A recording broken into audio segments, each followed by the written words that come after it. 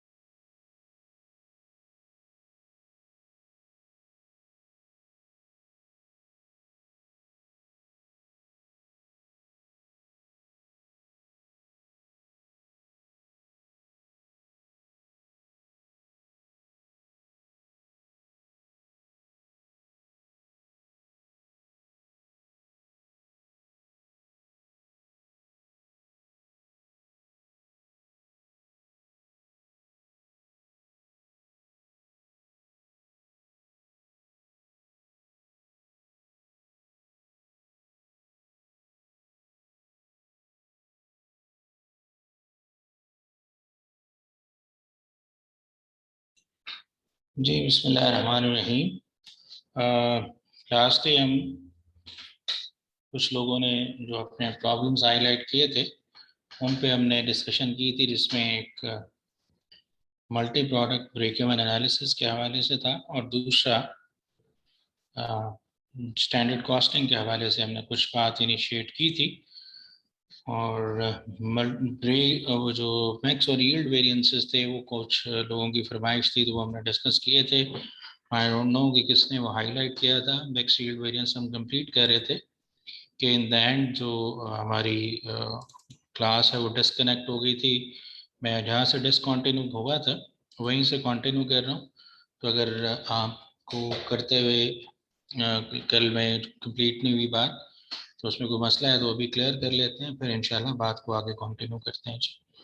सो हम mix variance को discuss कर रहे थे, तो ये बात हुई थी कि मिक्स वेरिएंस के अंदर हमारा जो कंसर्न है वो मटेरियल यूजेज क्वांटिटी जितनी भी यूज़ हुई है उसके साथ नहीं है, वो एक्सेसिव यूज़ हो जाए या कम यूज़ हो जाए, but that should at least be used in the same combination, in the same direction, in the same mix, which was proposed to be as standard. तो हमारे पास ये जो क्वेश्चन में इंफॉर्मेशन मौजूद थी, जो लोग कल से अटेंड कर रहे हैं दे नो इट, कि 1500, 625 और 1000 का मटेरियल ABC इस्तेमाल हो रहा है। तो अगर इसका हम प्रोपोर्शन देखते हैं तो प्रोपोर्शन इनका ये बनता है। सो एक्चुअली हमने ये वाला 875037506250 मटेरियल यूज़ किया, इसका टोटल 18,750 kg बनता है। मटेरियल स्टैंडर्ड यूजेज जितना भी था हम उसको अभी कंसिडर नहीं कर रहे। वी आर सेइंग कि अगर एक्चुअली 18,750 भी यूज हुआ तो that must be use in the same combination which was desired, जो कि स्टैंडर्ड था। तो इसीलिए ये कॉलम का टाइटल लिखा है एक्चुअल क्वांटिटी या actual usage in standard mix. ये 18,750 को हमने इस प्रोपोर्शन से डिवाइड किया है। 48% इसका लिया है, अगर आप देखना चाहें तो ये इसी तरीके से था। और देन दूसरे वाला जो है वो हमने 20% लिया है और तीसरे वाला 32% लिया। तो ये हमारा मिक्स बनता है स्टैंडर्ड जो होना चाहिए। तो इन दोनों का डिफरेंस जो है this is called as mix variance. तो ये क्वांटिटी में हमने फाइंड आउट किया है। सो डिफरेंस 9,000 का स्टैंडर्ड है और एक्चुअल जो कॉम्बिनेशन है वो 8750 मटेरियल इस्तेमाल हो रहा है, तो फेवरेबल सिचुएशन है। और मिडल वाला बी मटेरियल 3750 मटेरियल यूज़ होना चाहिए, 3750 यूज़ हो रहा है, हमारे लिए ना फेवरेबल ना अनफेवरेबल। और जो लास्ट वाला है 6000 मटेरियल यूज़ होना चाहिए, वेर एज 6250 यूज़ किया जा रहा है, तो ज़्यादा यूज़ हो रहा है 250, अनफेवरेबल वेरिएंस है। स्टैंडर्ड रेट के साथ मल्टीप्लाई किया, ये रिजल्ट्स हमारे सामने हैं और ये वेरिएंस जो है हमारा ओवरऑल जी अनफेवरेबल निकल रहा है। ये वाला फेवरेबल था जी।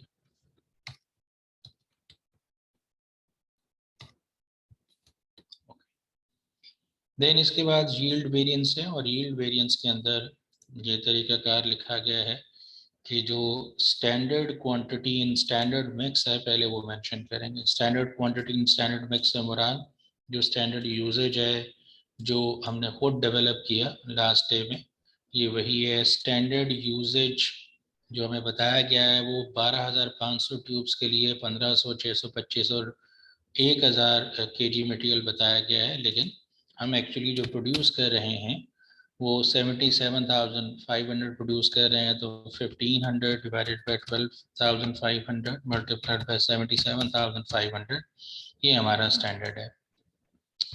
और ये स्टैंडर्ड कॉम्बिनेशन में ही है, यानी इसका कॉम्बिनेशन वही है जो ओरिजिनली 48%, 20 एंड 32% था।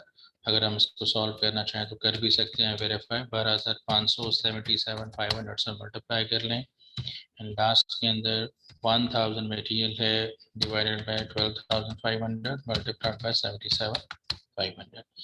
तो ये वेरिएंट, ये हमारे पास स्टैंडर्ड यूजेज है, और ये लिखा हुआ है actual quantity and standard mix. और ये वैल्यूज हमने अभी खुद कैलकुलेट किए हैं, विच इज अपसाइड ये वाली। जो हमारा एक्चुअल यूजेज था उसको स्टैंडर्ड कॉम्बिनेशन के अंदर हमने कन्वर्ट किया था। अगर आप गौर करेंगे तो यहाँ पे दोनों के अंदर स्टैंडर्ड मिक्स लिखा नजर आ रहा है, यानी यहाँ पे मिक्स कॉमन कर दिया हमने, और जो डिफरेंस है वो यूजेज का होगा कि एक्सेसिव यूज हो रहा है या कम यूज हो रहा है। तो जी हमारा स्टैंडर्ड ये है और एक्चुअल क्वांटिटी ये है, दोनों का डिफरेंस निकाल लें तो हमारे पास वेरिएंस निकल आएगा जो कि यील्ड वेरिएंस है। स्टैंडर्ड रेट से मल्टीप्लाई करना है हमने। स्टैंडर्ड रेट शायद हमने कहीं मिस कोड तो नहीं कर लिया, ओके नहीं ठीक है। 0.06 है, 0.40 है, 0.25 है। तो ये सारे के सारे हमारे पास फेवरेबल वेरिएंसेस हैं, बिकॉज जो स्टैंडर्ड है वो हमारा ज़्यादा है और एक्चुअली हमने मटेरियल कम इस्तेमाल किया है। ये सारे के सारे फेवरेबल वेरिएंसेस हैं, इसका सम कर लिया तो ये ओवरऑल हमारा फेवरेबल वेरिएंस बना। तो हमने ये कहा था जो यूजेज वेरिएंस है वो दो हिस्सों में सब डिवाइड होता है, मिक्स और यील्ड वेरिएंसेस के अंदर। तो अगर आप देखें यूजेज वेरिएंस जो हमने कैलकुलेट किया था दैट वाज 70.5। तो उसूली तौर पे जो मिक्स और यील्ड वेरिएंस है इन दोनों का सम हमारा उसके बराबर होना चाहिए। तो अभी आई थिंक 5 नहीं है, डिफरेंट है, कहीं कैलकुलेशन में गलती तो नहीं कर ली, ये 4 नहीं है, 0.4 है जी। ये 118 फेवरेबल है और ये 48 अनफेवरेबल है। सो अगर आप इसको नेट करते हैं 118 माइनस 48 तो ये 70 बनता है और डोमिनेट कर रहा है फेवरेबल। तो अगर आप गौर करेंगे तो ये आपका यूजेज वेरिएंस था वो 70.5 फेवरेबल था, और ये भी क्योंकि पॉइंट्स में हमने यहाँ पे वैल्यूज जो है शायद पॉइंट्स में उस तरह नहीं लिखी, अगर इसको एक्सपैंड कर देते हैं तो शायद हमारे लिए बेहतर हो जाए। जी आई होप जिनका सवाल था मिक्स और यील्ड वेरिएंस के हवाले से उनको समझ आया है। अगर कोई कन्फ्यूजन है तो I may do it for another question ताकि आपको समझ आ सके, एलाबोरेट हो सके। Someone from audience raised this question last time. I don't know who was that guy जिन्होंने ये क्वेश्चन रेज किया था। अगर कोई मसला है पूछना चाहते हैं या जो आज मौजूद हैं उनको मिक्स यील्ड वेरिएंस के अंदर कोई इशू है तो दे मे रेज योर हैंड्स। अगर नहीं है तो कोई एक आध आपके बिहाफ पे रिस्पॉन्ड कर दें। देन चूँकि कल कैपिटल बजटिंग के हवाले से बात की गई थी तो मैं उसको डिस्कस करूँ। कमरुद्दीन साहब आप कुछ कहना चाह रहे हैं?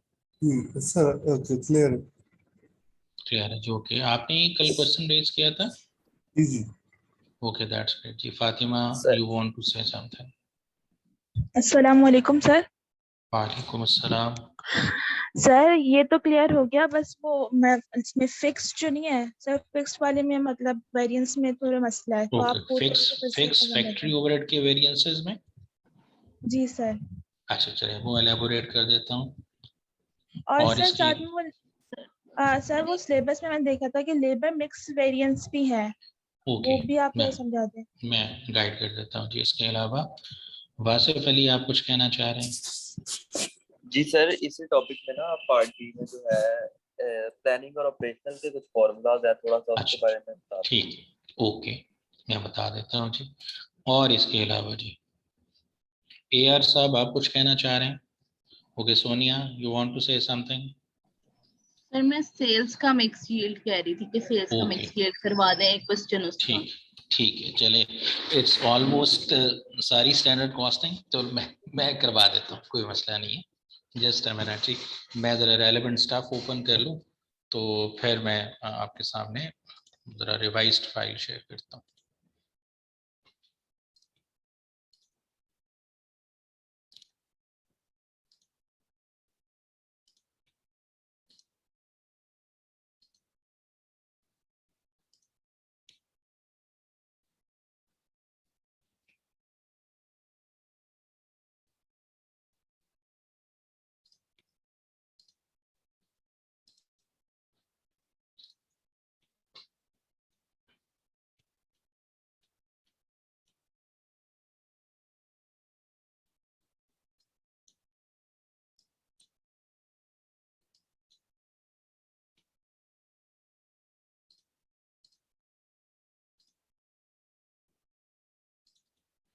जी स्क्रीन शेयर हो रही है आपसे?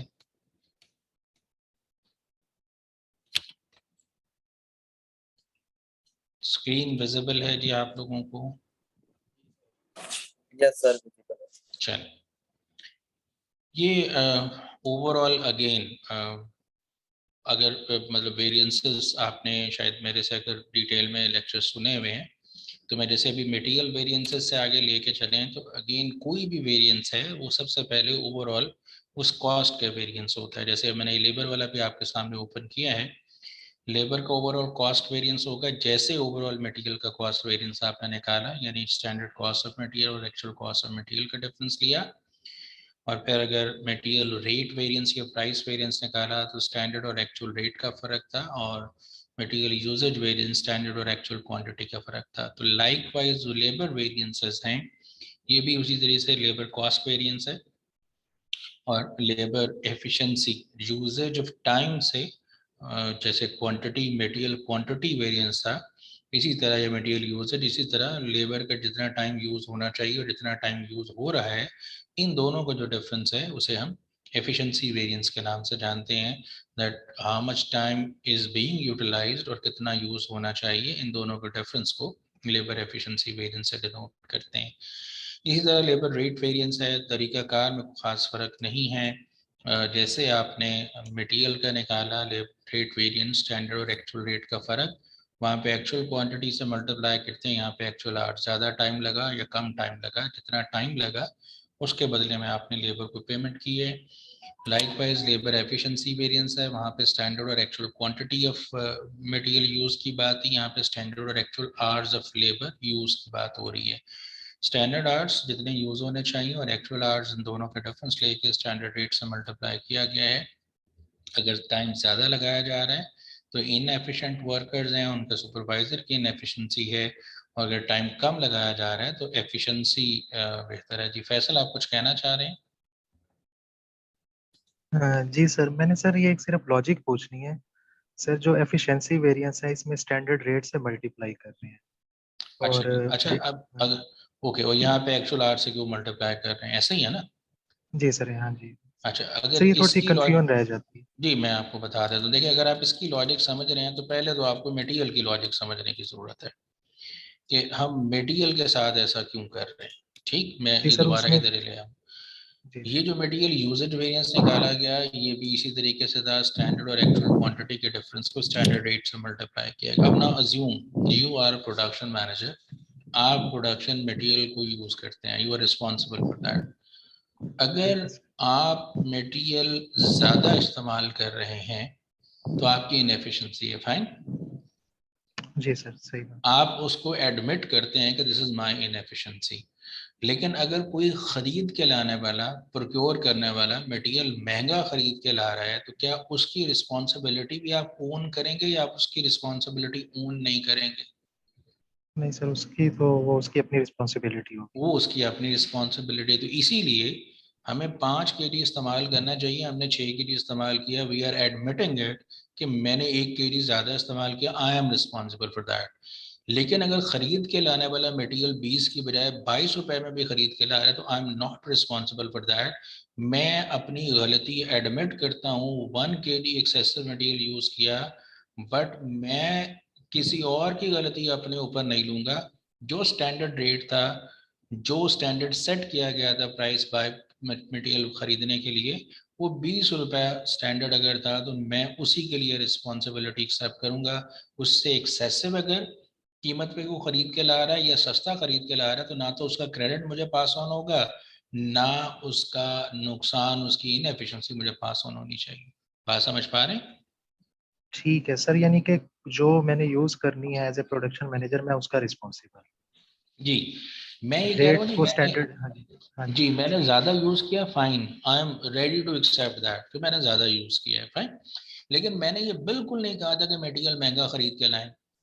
मैंने ठीक अपनी है रिस्पॉन्सिबिलिटी मानी और एट द स्टैंडर्ड रेट मानी कि मेरी वजह से इदारे को इतने पैसों का नुकसान हो रहा है, विच वाज सर। इसका सेट मतलब एट। यानी, इसका मतलब अगर एक्चुअल रेट लेंगे तो उसकी रिस्पॉन्सिबिलिटी हमारे इस वेरिएंस में आ जाएगी, जी उस देखे ना इस वजह से उसकी, हम नहीं लेते। हाँ उसकी रिस्पॉन्सिबिलिटी जी तो फिर शेयर्ड हो गई ना, कि इसमें वो माने जी गए जी, नहीं। सही देखिए सही। इदारों के अंदर ये वेरिएंसेस जब आइडेंटिफाई किए जाते हैं तो उसका हरगिज मकसद नहीं है सिर्फ कैलकुलेशन करनी है।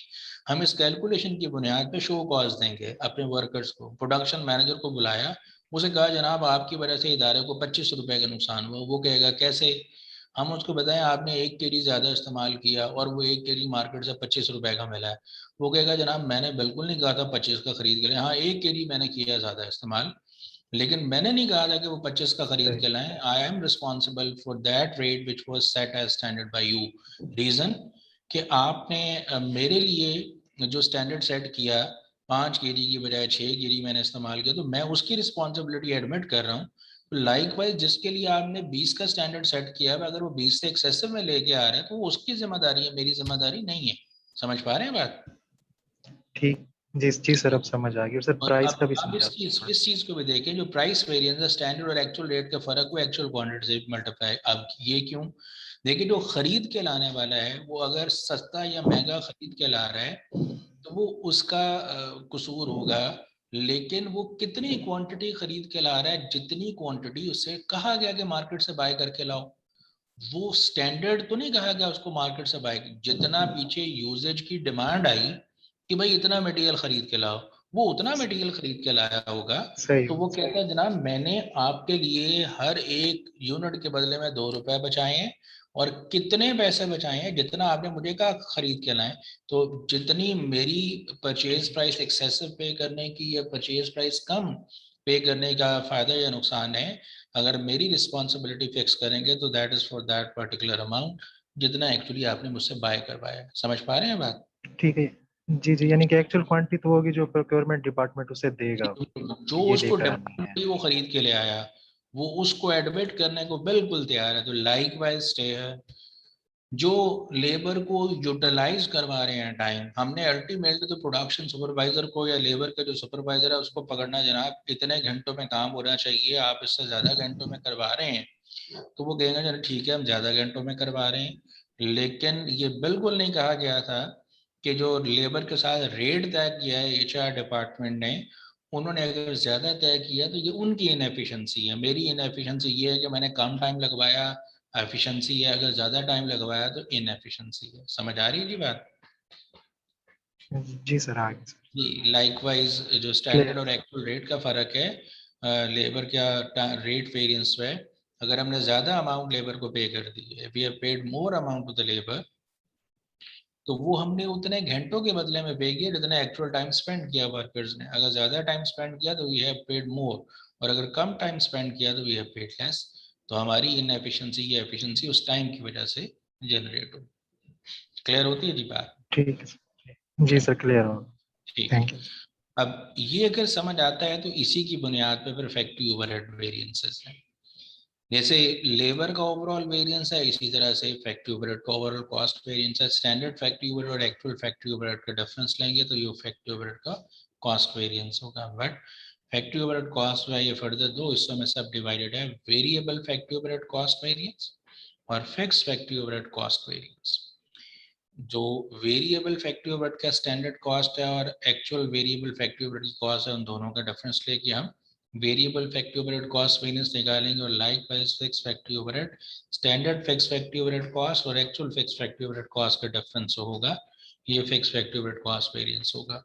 अगर आप लेबर में देखते हैं तो जिस तरह से ये दो वेरिएंसेस है, labour efficiency, labour rate variance, इसी तरह से वेरिएबल एफर्ट्स के दो वेरिएंसेस हैं, variable factory overhead efficiency variance और वेरिएबल एफर्ट्स रेट। इसका दूसरा नाम वेरिएबल एफर्ट स्पेंडिंग वेरिएंस भी होता है, इसका एक और नाम वेरिएबल एफर्ट एक्सपेंडिचर वेरिएंस है। अगर मैं बार बार रेफर करूंगा, ओरिजिनल मटेरियल वाला आपको तरीकाकार याद है, वही लेबर पे अप्लाई हो रहा है, वही अब फैक्ट्री ओवरहेड्स पे भी अप्लाई हो रहा है। फैक्ट्री ओवरहेड का एफिशिएंसी वेरिएंस जो है ये स्टैंडर्ड और एक्चुअल आवर्स, जब आप थोड़ा सा रिकॉल कर लें, you know it very well कि आप लोगों ने जब पढ़ा अप्लाइड फैक्ट्री ओवरहेड के बारे में या एस्टिमेटेड फैक्ट्री ओवरहेड के बारे में, तो आप फैक्ट्री ओवरहेड एस्टिमेट करते हैं बेस्ड अपॉन लेबर आवर्स और मशीन आवर्स और समथिंग एल्स। आमतौर पे जो मोस्ट कॉमन बेसिस हैं वो लेबर या मशीन आवर्स के तौर पे यूज़ होती हैं। सो जब हम ये बात करें कि हमारे इदारे के अंदर लेबर आवर्स की बेस पे एफर्ट्स को एस्टिमेट किया जाता है, तो ये जब हम स्टैंडर्ड आवर्स लिख रहे हैं तो ये लेबर के स्टैंडर्ड आवर्स और एक्चुअल आवर्स है। अब जरा ये समझने की ज़रूरत है कि अगर लेबर हमारी इनएफिशिएंट होगी, ज़्यादा टाइम लगा रही होगी, तो उसकी वजह से इदारे को एक तरह के नुकसान का सामना नहीं करना पड़ेगा, बल्कि उनकी इनएफिशिएंसी की वजह से हमारी फैक्ट्री रनिंग में रहेगी और हमें ओवरहेड्स को भी फेस करना पड़ेगा। तो इसीलिए variable factory overhead efficiency variance, अगर labour overhead efficiency variance adverse है, अनफेवरेबल है, तो फॉर श्योर जो factory overhead variable factory overhead efficiency variance है वो भी एडवर्स होगा।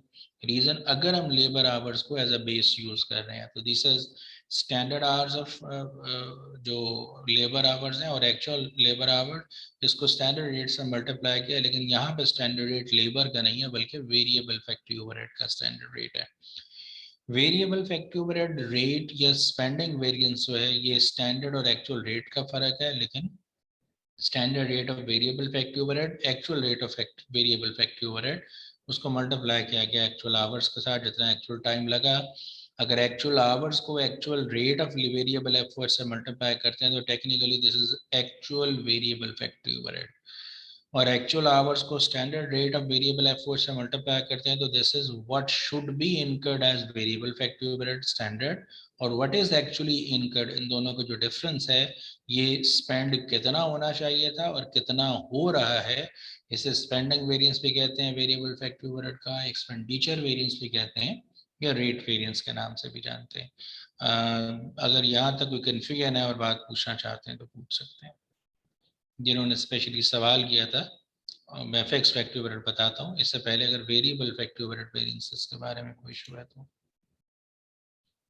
ओके जी। फिक्स फैक्ट्री ओवरहेड वेरिएंस जो कॉस्ट वेरिएंस है, इसको फर्दर दो हिस्सों में सब डिवाइड किया गया। Fix factory overhead volume variance है, और like wise variable factory overhead जैसे स्पेंडिंग वेरिएंस था, उसी तरह फिक्स फैक्ट्री ओवरहेड का इसे बजट वेरिएंस भी कहते हैं, इसे स्पेंडिंग वेरिएंस भी कहते हैं, इसे एक्सपेंडिचर वेरिएंस भी कहते हैं।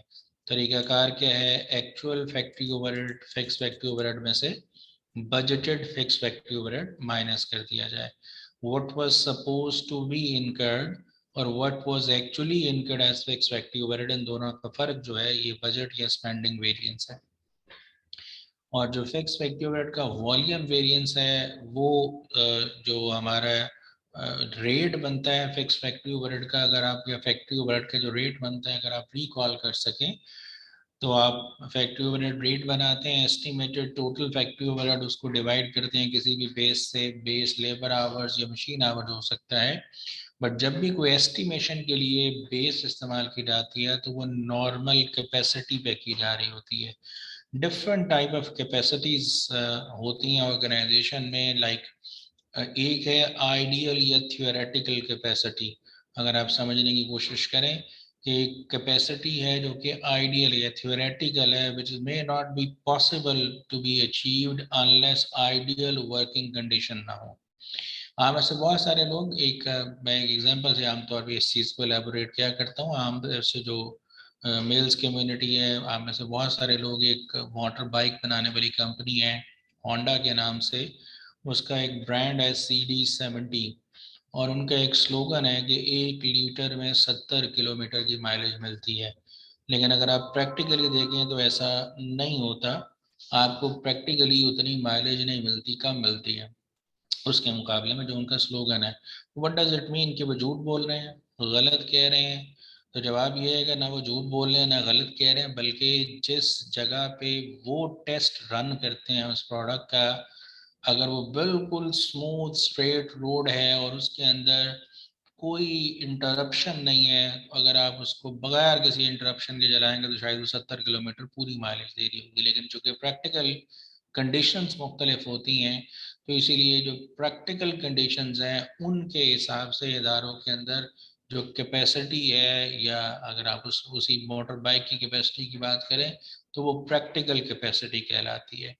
तो जब आप फ्यूचर के बारे में प्रोडिक्शंस की बात कर रहे होते हैं तो आमतौर पे प्रैक्टिकल कैपेसिटी भी, प्रैक्टिकल जो चीज़ें अटेन हो रही हैं वो भी डिफरेंट हो सकती हैं। कभी आप 1000 किलोमीटर, कभी 70 किलोमीटर की बजाय 50 किलोमीटर, कभी हो सकता है 55 किलोमीटर ट्रैवल कर रहे हूँ। तो अगर आप 50 या 55 को बेस बना के फ्यूचर के लिए कोई एस्टिमेशन करेंगे तो ये अप्रोप्रिएट नहीं होगा। You need to set the norm, आपको नॉर्म सेट करने की जरूरत है, उसे नॉर्मल कैपेसिटी कहते हैं। जो एफओएच के रेट बने होते हैं वो बेस्ड अपॉन नॉर्मल कैपेसिटी बने होते हैं।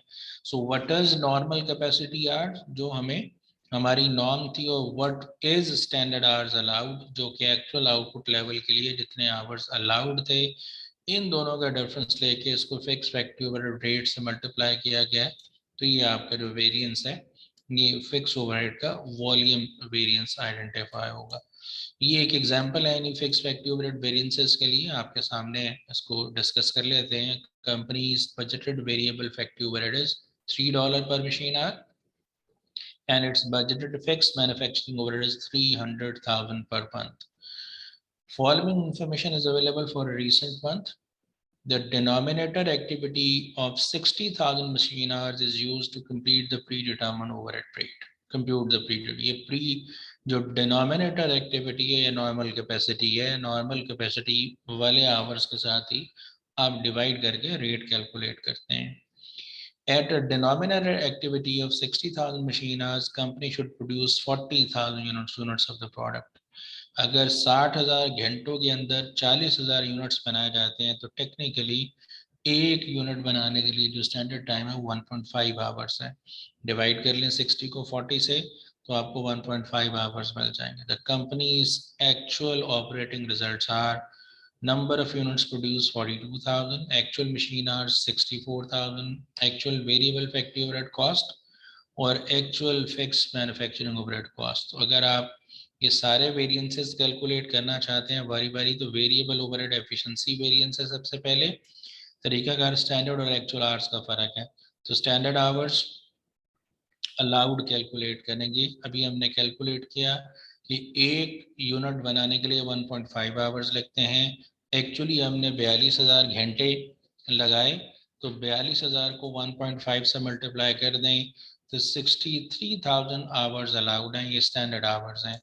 एक्चुअली आपने मशीन आवर्स इस्तेमाल किए 64,000, तो 63 minus 64,000 into standard variable FOH rate को बताया हुआ $3 मल्टीप्लाई कर लें, वेरिएंस आपके सामने आएगा। स्टैंडर्ड आवर्स 63 है, एक्चुअल आवर्स हमने ज़्यादा लगाए हैं तो अनफेवरेबल वेरिएंस होगा 3,000 का अनफेवरेबल वेरिएंस है। रेट वेरिएंस या स्पेंडिंग वेरिएंस वेरिएबल एफओएच का, स्टैंडर्ड रेट और actual rate variable fix. Standard rate तो पता है 3, एक्चुअल रेट कैलकुलेट करना चाहें तो एक्चुअल वेरिएबल एफओएच कॉस्ट दी हुई है 64,000 एक्चुअल आवर्स हैं, डिवाइड कर लें तो आपको एक्चुअल रेट मिल जाएगा। अगर आप डिवाइड करते हैं तो रेट जो है वो 2.5 है आई थिंक एक्चुअल। एक दफ़ा क्रॉस वेरीफाई कर लें। 185,600 divided by 64,000, it is 2.9 sorry जी। तो 3 माइनस 2.9 है, 64,000 एक्चुअल आवर्स हैं, इससे मल्टीप्लाई करेंगे तो हमारे पास वेरिएंस निकल आएगा जी। तो ये 3 की बजाय 2.9 एक्चुअल रेट पे किया जा रहा है, फेवरेबल वेरिएंस होगा हमारे लिए। फिक्स फैक्ट्री ओवरहेड के जो दो वेरिएंस हैं उसमें स्पेंडिंग वेरिएंस है एक्चुअल फिक्स फैक्ट्री ओवरहेड, ये हमें पता है 3,02,400, और स्टैंडर्ड फिक्स फैक्ट्री ओवरहेड ये लिखा हुआ था 3 लाख, दोनों का डिफरेंस ले लें, हमारे पास फिक्स ओवरहेड का स्पेंडिंग वेरिएंस होगा। जो वॉल्यूम वेरिएंस है वो normal capacity hours, normal capacity जो डिनोमिनेटर एक्टिविटी लेवल बताया हुआ है 60,000, और जो आवर्स अलाउड है वो हमने खुद कैलकुलेट किए थे 63,000, दोनों का डिफरेंस लेके standard fix factory overhead rate से मल्टीप्लाई करेंगे, जो कि हमें दिया नहीं गया, हम खुद कैलकुलेट कर सकते हैं, क्योंकि नॉर्म हमें बताएगी 60,000 आवर्स की है और स्टैंडर्ड जो फिक्स फैक्ट्री ओवरहेड है बजटेड वो 300,000 है, 300,000 डिवाइड बाय 60,000, हमारे पास जो रिजल्ट निकलेगा वो 5 होगा। तो 5 हमारा स्टैंडर्ड रेट है। ये सारी कैलकुलेशन है। सो अगर जिनका सवाल था फैक्ट्री ओवरहेड वेरिएंसेस के हवाले से, उसमें कोई कन्फ्यूजन है तो पूछ सकते हैं, फिर मैं मिक्स यील्ड वेरिएंसेस सेल्स के जो हैं उसको भी डिस्कस कर देता हूँ।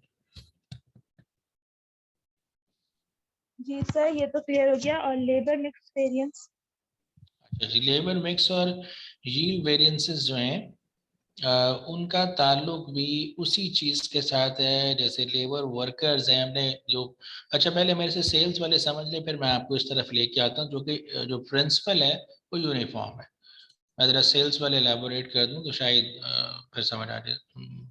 सही है। सोनिया आपने ही हैंड रेज किया? अच्छा ओके फाइन। चल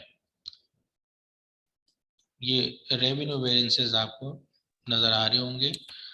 ओवरऑल जो सेल्स रेवेन्यू वेरिएंस है वो स्टैंडर्ड और एक्चुअल सेल्स का फर्क है, यानी what was expected to be sold और व्हाट वाज एक्चुअली सोल्ड। ये हमारा रेवेन्यू था, उनका फर्क जो होगा वो सेल्स वेरिएंस होगा। सेल्स वेरिएंस को फर्दर दो हिस्सों में सब डिवाइड किया जाता है। सेल्स वॉल्यूम यानी जो सेल्स अमाउंट है वो दो चीज़ों से मिलकर बनी है, किस प्राइस पे बेचेंगे और कितने यूनिट्स बेचेंगे। तो सेल्स वॉल्यूम वेरिएंस और सेल प्राइस वेरिएंस, इन दोनों से ये डीकम्पोज होके बना है। अगेन जो वॉल्यूम वेरिएंस है ये फर्दर सब डिवाइड होता है मिक्स और यील्ड वेरिएंसेस के अंदर। तो ये एक क्वेश्चन है जिसकी वजह से हम इसको देख सकते हैं जी।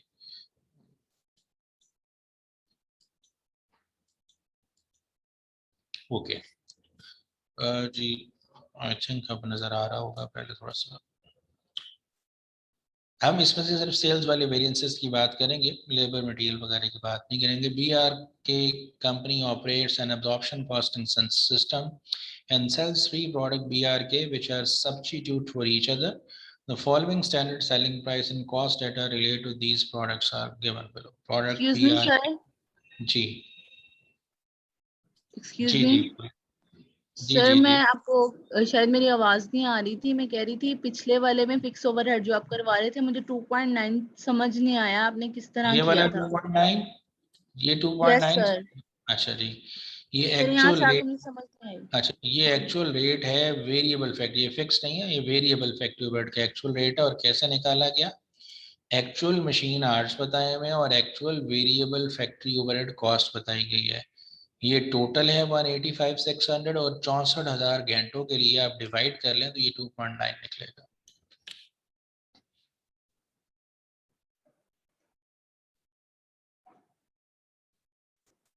सर मुझे जी ये सर, समझ नहीं आ रहा कि हम वेरिएबल कॉस्ट क्यों ले रहे हैं, वेरिएबल कॉस्ट क्यों ले रहे हैं?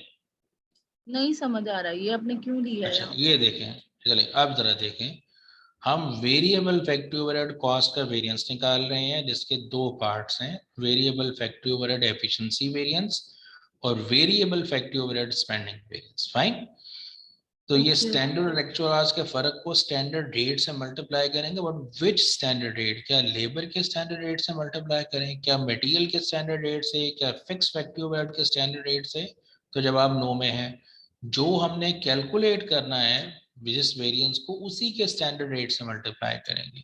तो ये standard rate of variable factory overhead जो टॉप वाली लाइन में लिखा हुआ है, variable manufacturing overhead cost is $3। यहाँ तक समझ आता है? Okay sir. अब इसी सर तरह मुझे कंफ्यूजन ये हो रही थी, मुझे लगा आप फिक्स कर रहे हैं और इस वजह से मुझे नहीं, मैं कह रही हूँ वेरिएबल क्यों वेरिएबल ले रहे फैक्ट्री हैं। ओवरहेड जो स्पेंडिंग वेरिएंस है वो स्टैंडर्ड रेट ऑफ वेरिएबल है for 3 actual rate of variable FOH, या तो एक्चुअल रेट हमें खुद बता दिया गया होता है, नहीं बताया गया तो हम खुद कैलकुलेट कर सकते हैं। वेरिएबल एफओएच एक्चुअल जितनी इनकम हुई वो हमें पता है, वेरिएबल ओवरहेड एक्चुअल आवर्स जितने हुए वो हमें पता है, तो इनको डिवाइड करके ये एक्चुअल रेट निकाला गया और इन दोनों को डिफरेंस लेके एक्चुअल आवर्स से मल्टीप्लाई करेंगे तो आपको वेरिएबल ओवरहेड स्पेंडिंग वेरिएंस मिल जाएगा। क्लियर है जी जी? Is that clear? Yes sir. Okay fine. चलिए मैं यहाँ पे भी दोबारा पहले हाईलाइट कर दूं, ये जो रेवेन्यू वेरिएंसेस हैं ये ओवरऑल स्टैंडर्ड सेल्स और एक्चुअल सेल्स का फर्क होगा। Fine. Sales volume variance standard quantity to be sold और actual quantity to be sold, इसका फर्क होगा। सेल प्राइस वेरिएंस जो है स्टैंडर्ड प्राइस जिस पे बेचा जाना चाहिए और एक्चुअल प्राइस जिस पे बेचा गया उसका फर्क होगा। तो पहले ये वेरिएंसेस निकालेंगे फिर इसको मैक्स और यील्ड के अंदर कन्वर्ट करेंगे। फाइन। अब ये बताया जा रहा है कि the following standard selling price and cost rate, हम सिर्फ सेलिंग प्राइस से कंसर्न है, अभी सेल वेरिएंसेस निकाल रहे हैं। तीनों प्रोडक्ट की स्टैंडर्ड सेल प्राइस है 14, 15 और 18। अब ये कुछ दरम्यान में इंफॉर्मेशन है और फिर लिखा हुआ है जो एक्चुअल इंफॉर्मेशन वो यहाँ पे हमें बताई जा रही है सेल्स के हवाले से, नीचे हम उसको ले लेते हैं। Actual volumes and selling price for the product in the last period were as follows. ये एक्चुअल सेलिंग प्राइस है 14.5, 15.5 और 19। एक्चुअल प्रोडक्शन एंड सेल्स जो सेल की गई वो ये यूनिट्स थे, ये हमें बताए गए हैं। ठीक। अब ये जो इंफॉर्मेशन हमारे पास मौजूद है उस इंफॉर्मेशन की बुनियाद पे हम आगे चलते हैं। यहाँ पे बजटेड प्रोडक्शन एंड सेल्स की बताई हुई है। तो सबसे पहले अगर हम सेल्स वॉल्यूम वेरिएंस कैलकुलेट करना चाहते हैं वो तरीकाकार क्या होगा, स्टैंडर्ड और एक्चुअल सेल्स का फर्क होगा क्वांटिटी का। तो स्टैंडर्ड क्वांटिटी ये हमें बताई हुई 10,000, 13,000 और 9,000, ये स्टैंडर्ड है। तो 10,000, 13,000 और 9,000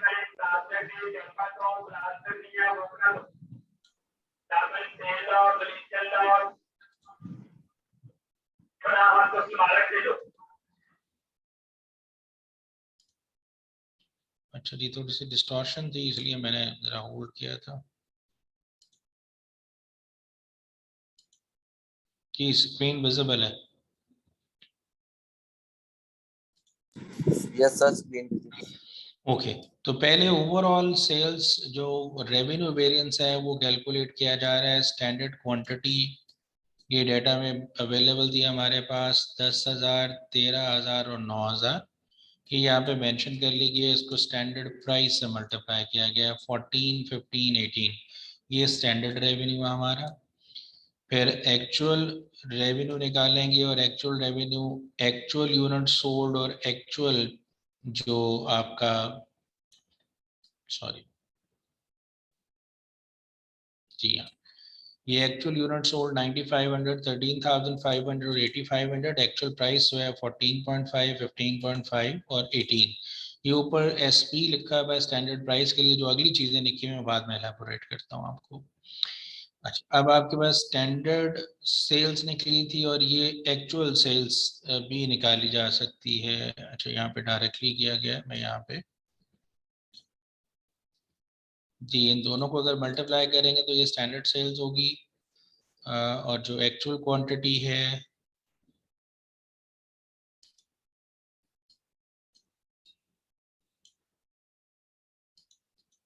और जो एक्चुअल क्वांटिटी है उसको एक्चुअल प्राइस से मल्टीप्लाई करेंगे तो एक्चुअल सेल्स होगी। अब ये डिफरेंस निकाला गया है जो हमारे अच्छा ये ऊपर वाला था सॉरी, यहाँ पे ये सॉरी 9,500, 13,500 और 14.5 इन दोनों का डिफरेंस लिया गया।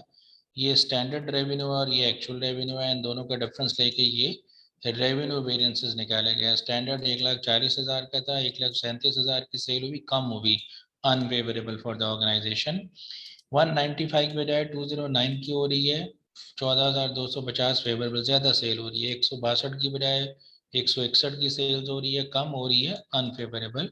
इन तमाम को ओवरऑल रिजल्ट जो है वो फेवरेबल बनता है। ये ओवरऑल रेवेन्यू वेरिएंस है जो कि सब डिवाइड होगा दो के अंदर, एक वॉल्यूम और दूसरे प्राइस के अंदर। तो स्टैंडर्ड क्वांटिटी 10, 13 और 9000 और एक्चुअल क्वांटिटी 9500, 13500, ये इंफॉर्मेशन लिखी नजर आ रही है 8500। स्टैंडर्ड प्राइस से मल्टीप्लाई किया जा रहा है 14, 15 और 18, मल्टीप्लाई करके हमारे पास वॉल्यूम वेरिएंस निकल रहा है। स्टैंडर्ड क्वांटिटी 10,000 की थी, एक्चुअली 9500 बेची गई, कम बेची हमने, अनफेवरेबल सिचुएशन है। 13,000 की बजाय 13,500 यूनिट्स बेच दी है, फेवरेबल सिचुएशन है। 9,000 की बजाय 8500 कम बेचे, अनफेवरेबल सिचुएशन है। ओवरऑल टोटल कर लें तो हमारा नेट रिजल्ट जो है वो अनफेवरेबल नज़र आ रहा है। प्राइस वेरिएंस जो है 14 की स्टैंडर्ड प्राइस है, 15, 18 और एक्चुअली जो हम बेच रहे हैं 14.5, 15.5 और 19, तमाम प्रोडक्ट्स जो हैं वो एक्चुअली ज़्यादा प्राइस पे बेची जा रही हैं। तमाम के तमाम वेरिएंसेस जो हैं वो फेवरेबल हैं। अब ये ओवरऑल प्राइस वेरिएंस फेवरेबल, ये वाला वॉल्यूम वेरिएंस अनफेवरेबल है, इन दोनों को नेट करें तो आपका ये ओवरऑल रेवेन्यू वेरिएंस के बराबर होगा 11,500। अब ये जो आपका वॉल्यूम वेरिएंस है ये फर्दर सब डिवाइड होगा दो वेरिएंसेस के अंदर, मिक्स और यील्ड में। जिस तरह मटेरियल का मिक्स यील्ड था उसी तरह यहाँ पे भी मिक्स यील्ड है। वहाँ पे मटेरियल था, यहाँ पे प्रोडक्ट्स लिख दिया गया, प्रोडक्ट्स ABC। एक्चुअली जो चीज़ें बेची गई हैं पहले उनको मेंशन किया गया। एक्चुअली हमने 9500 यूनिट्स बेचे, 13,500, 8500, ये सब का सम कर लें 31,500 बेचे। सो ये जितने मर्जी बेचें, लेकिन ये किस कॉम्बिनेशन में बिकने चाहिए, जो कि हमारा स्टैंडर्ड कॉम्बिनेशन था। वो स्टैंडर्ड कॉम्बिनेशन अगर नहीं पता तो हम निकाल सकते हैं। जितने जितने बेचे जाने चाहिए 10,000 जी, 13,000 और 9,000, अगर आप सम कर लेते हैं तो टोटल सेल्स अगर 32,000 की हो तो उसमें से 10,000 जो है वो आपके पहले वाली प्रोडक्ट की सेल है। अगर आप इसको सॉल्व करें परसेंटेज में तो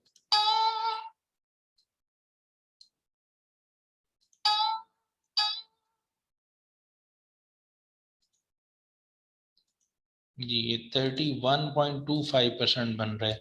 इसी तरीके से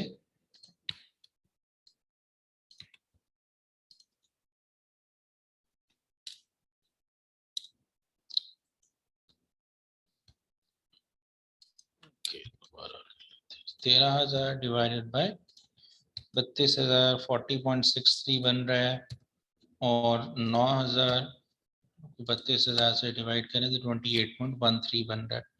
सो इसका मतलब इस प्रोपोर्शन से हमारी सेल होगी तो जाके हमारे लिए स्टैंडर्ड कॉम्बिनेशन मेंटेन होगा। सो हमने जितने 30 नहीं 32 नहीं, हमने 31,500 यूनिट्स बेचे, फाइन, इसका भी हमें मसला नहीं है। बट वी विश कि किस कॉम्बिनेशन में बेचे जाने चाहिए, जो हमारा स्टैंडर्ड कॉम्बिनेशन है उस स्टैंडर्ड कॉम्बिनेशन के हिसाब से इस चीज़ को सेल होना चाहिए। So what we need to do, ये जो टोटल हमारी सेल्स है इसको इसी कॉम्बिनेशन से हमें मल्टीप्लाई करने की ज़रूरत है।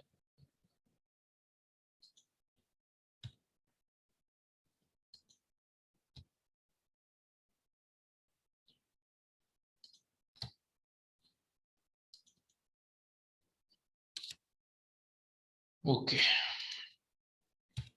31,500 का 9,844 यूनिट्स बनते हैं। गलत क्यों ले रहा है फॉर्मूला,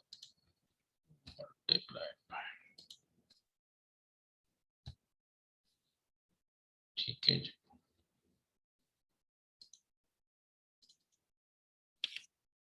ओके,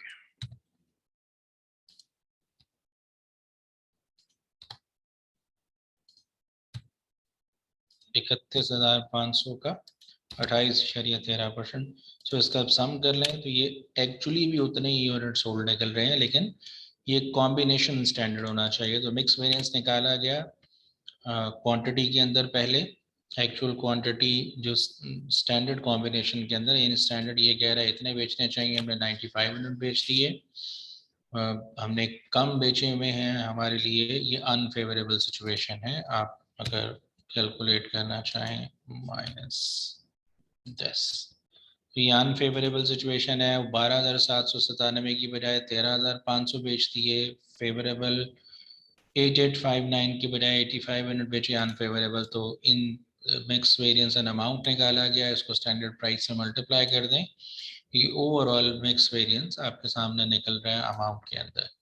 इसी पैटर्न पे यील्ड वेरिएंस है। स्टैंडर्ड जो हमारा क्वांटिटी है तीनों प्रोडक्ट की 10, 13 और 9, 32,000 यूनिट्स बनते हैं, और एक्चुअली जो बेची वो कॉम्बिनेशन स्टैंडर्ड के अंदर हम ये कैलकुलेट किए, वही रेप्लिकेट हुई है। सो यहाँ पे दोनों में स्टैंडर्ड कॉम्बिनेशन है, फर्क यूनिट्स का है, यूनिट्स कम या ज़्यादा बेचे जा रहे हैं, दोनों का फर्क लेंगे तो यील्ड वेरिएंस है, स्टैंडर्ड प्राइस से मल्टीप्लाई करें और आपका अमाउंट में यील्ड वेरिएंस निकलेगा। अब ये दोनों वेरिएंसेस जो हैं इनसे मिलके आपका ये उस usage variance sorry volume variance sales का बन रहा है। इनको अगर नेट कर लें ये अनफेवरेबल है, बल्कि ये भी अनफेवरेबल है, दोनों का टोटल कर लें तो ये ओवरऑल जो आपका वॉल्यूम वेरिएंस निकला है उसके बराबर होना चाहिए। You may do it. 8500 का वॉल्यूम वेरिएंस था, 734 और 776 अगर इन दोनों को सम कर लें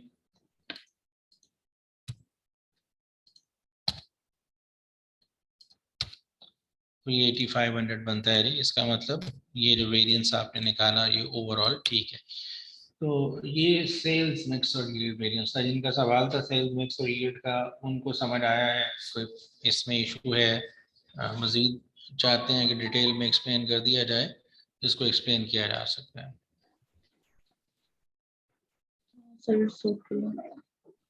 जी क्लियर है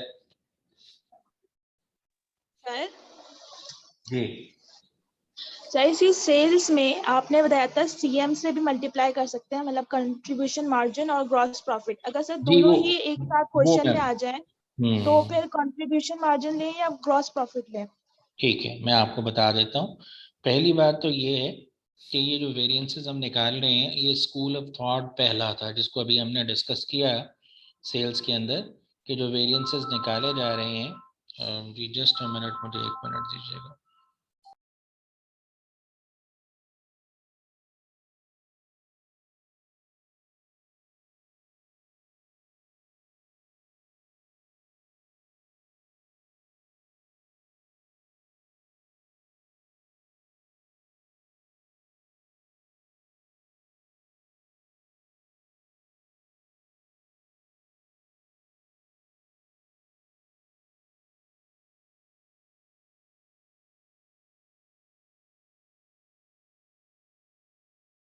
जी ओके। तो मैं जो चीज़ आपके सामने रखना चाह रहा था वो पहली बात तो ये है कि ये जो हमने ज़्यादा यूनिट्स बेचे हैं जैसे या कम बेचे हैं, ये 13,000 की बजाय 13,500 यूनिट्स बेचती हैं, और हम इस बुनियाद पे ये कह रहे हैं कि ज़्यादा यूनिट्स बेचने की वजह से हमें 7500 अमाउंट रुपीज़ में बेनिफिट हो रहा है। But we need to know कि अगर हम ज़्यादा यूनिट्स बेचेंगे तो हमें ज़्यादा चीज़ें बनानी भी पड़ेंगी। So if will produce more things तो हमें ज़्यादा कॉस्ट इनकर करना पड़ेगी एटलीस्ट, और कुछ नहीं तो वेरिएबल कॉस्ट ही सही। तो अगर हम इस ओवरऑल रेवेन्यू जो वॉल्यूम की वजह से हमें रेवेन्यू ज़्यादा मिल रहा है हम उसकी बुनियाद पे खुश होना शुरू कर दें तो वो अप्रोप्रिएट नहीं है बिजनेस के लिए। तो हमें इवेल्युएट करने की ज़रूरत है कि इस वॉल्यूम के ज़्यादा होने की वजह से हमें नेट बेनिफिट कितना हो रहा है। अब जब नेट बेनिफिट की बात करते हैं तो दो स्कूल ऑफ थॉट हमारे सामने आते हैं, एक वेरिएबल कॉस्टिंग वाला और एक एब्जॉर्प्शन कॉस्टिंग वाला। वेरिएबल कॉस्टिंग के एडवोकेट्स के मुताबिक अगर आप एक चीज़ बेचते हैं 100 रुपए की और उसमें से 40 rupees let's suppose variable cost है, तो वो प्रोडक्ट जो आपको कंट्रीब्यूट करेगी अल्टीमेटली टुवर्ड्स प्रॉफिट वो तो 60 रुपीज़ होगी।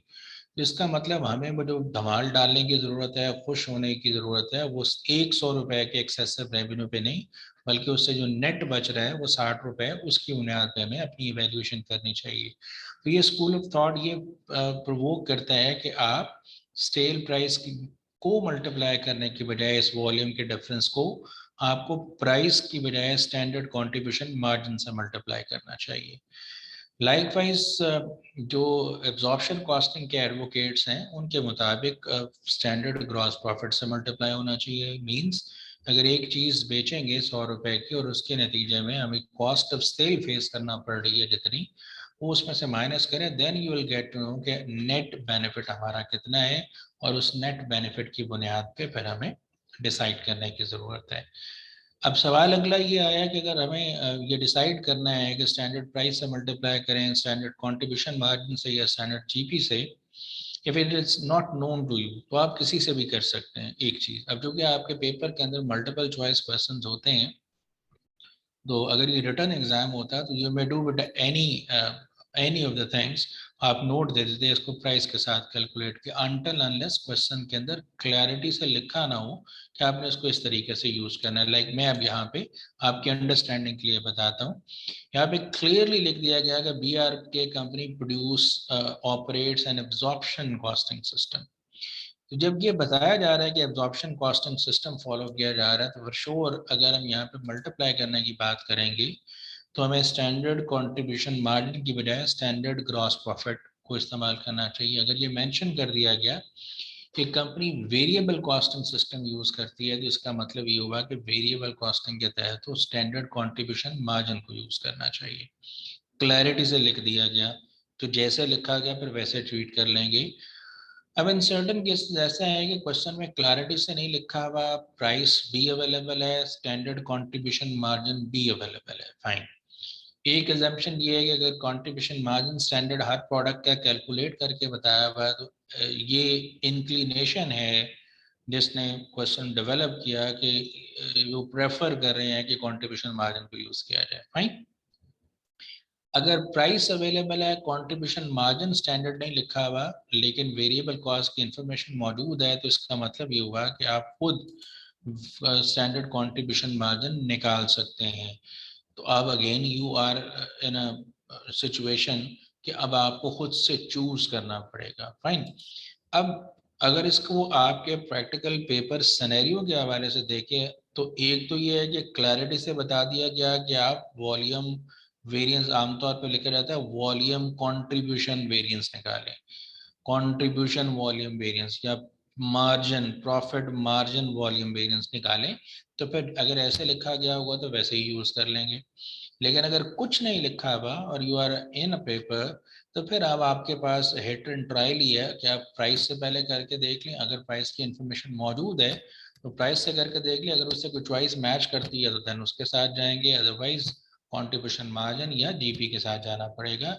तो ये क्वेश्चन की रिक्वायरमेंट इन सर्टन केसेस हमें गाइड कर देती है कि कौन सा तरीकाकार हमें फॉलो करने की ज़रूरत है। अगर वो हमें पता लग जाए तो शायद हम उसको बेहतर अंदाज में डील कर सकते हैं। अब कुछ पास पेपर्स के सवाल थे, अब शायद मेरे पास इस टाइम वो अवेलेबल नहीं है, लेकिन उसमें क्लैरिटी से जो रिक्वायरमेंट है वो बता रही है कि क्या तरीकाकार हमने फॉलो करना है। जी मुझे 1 मिनट दीजिएगा।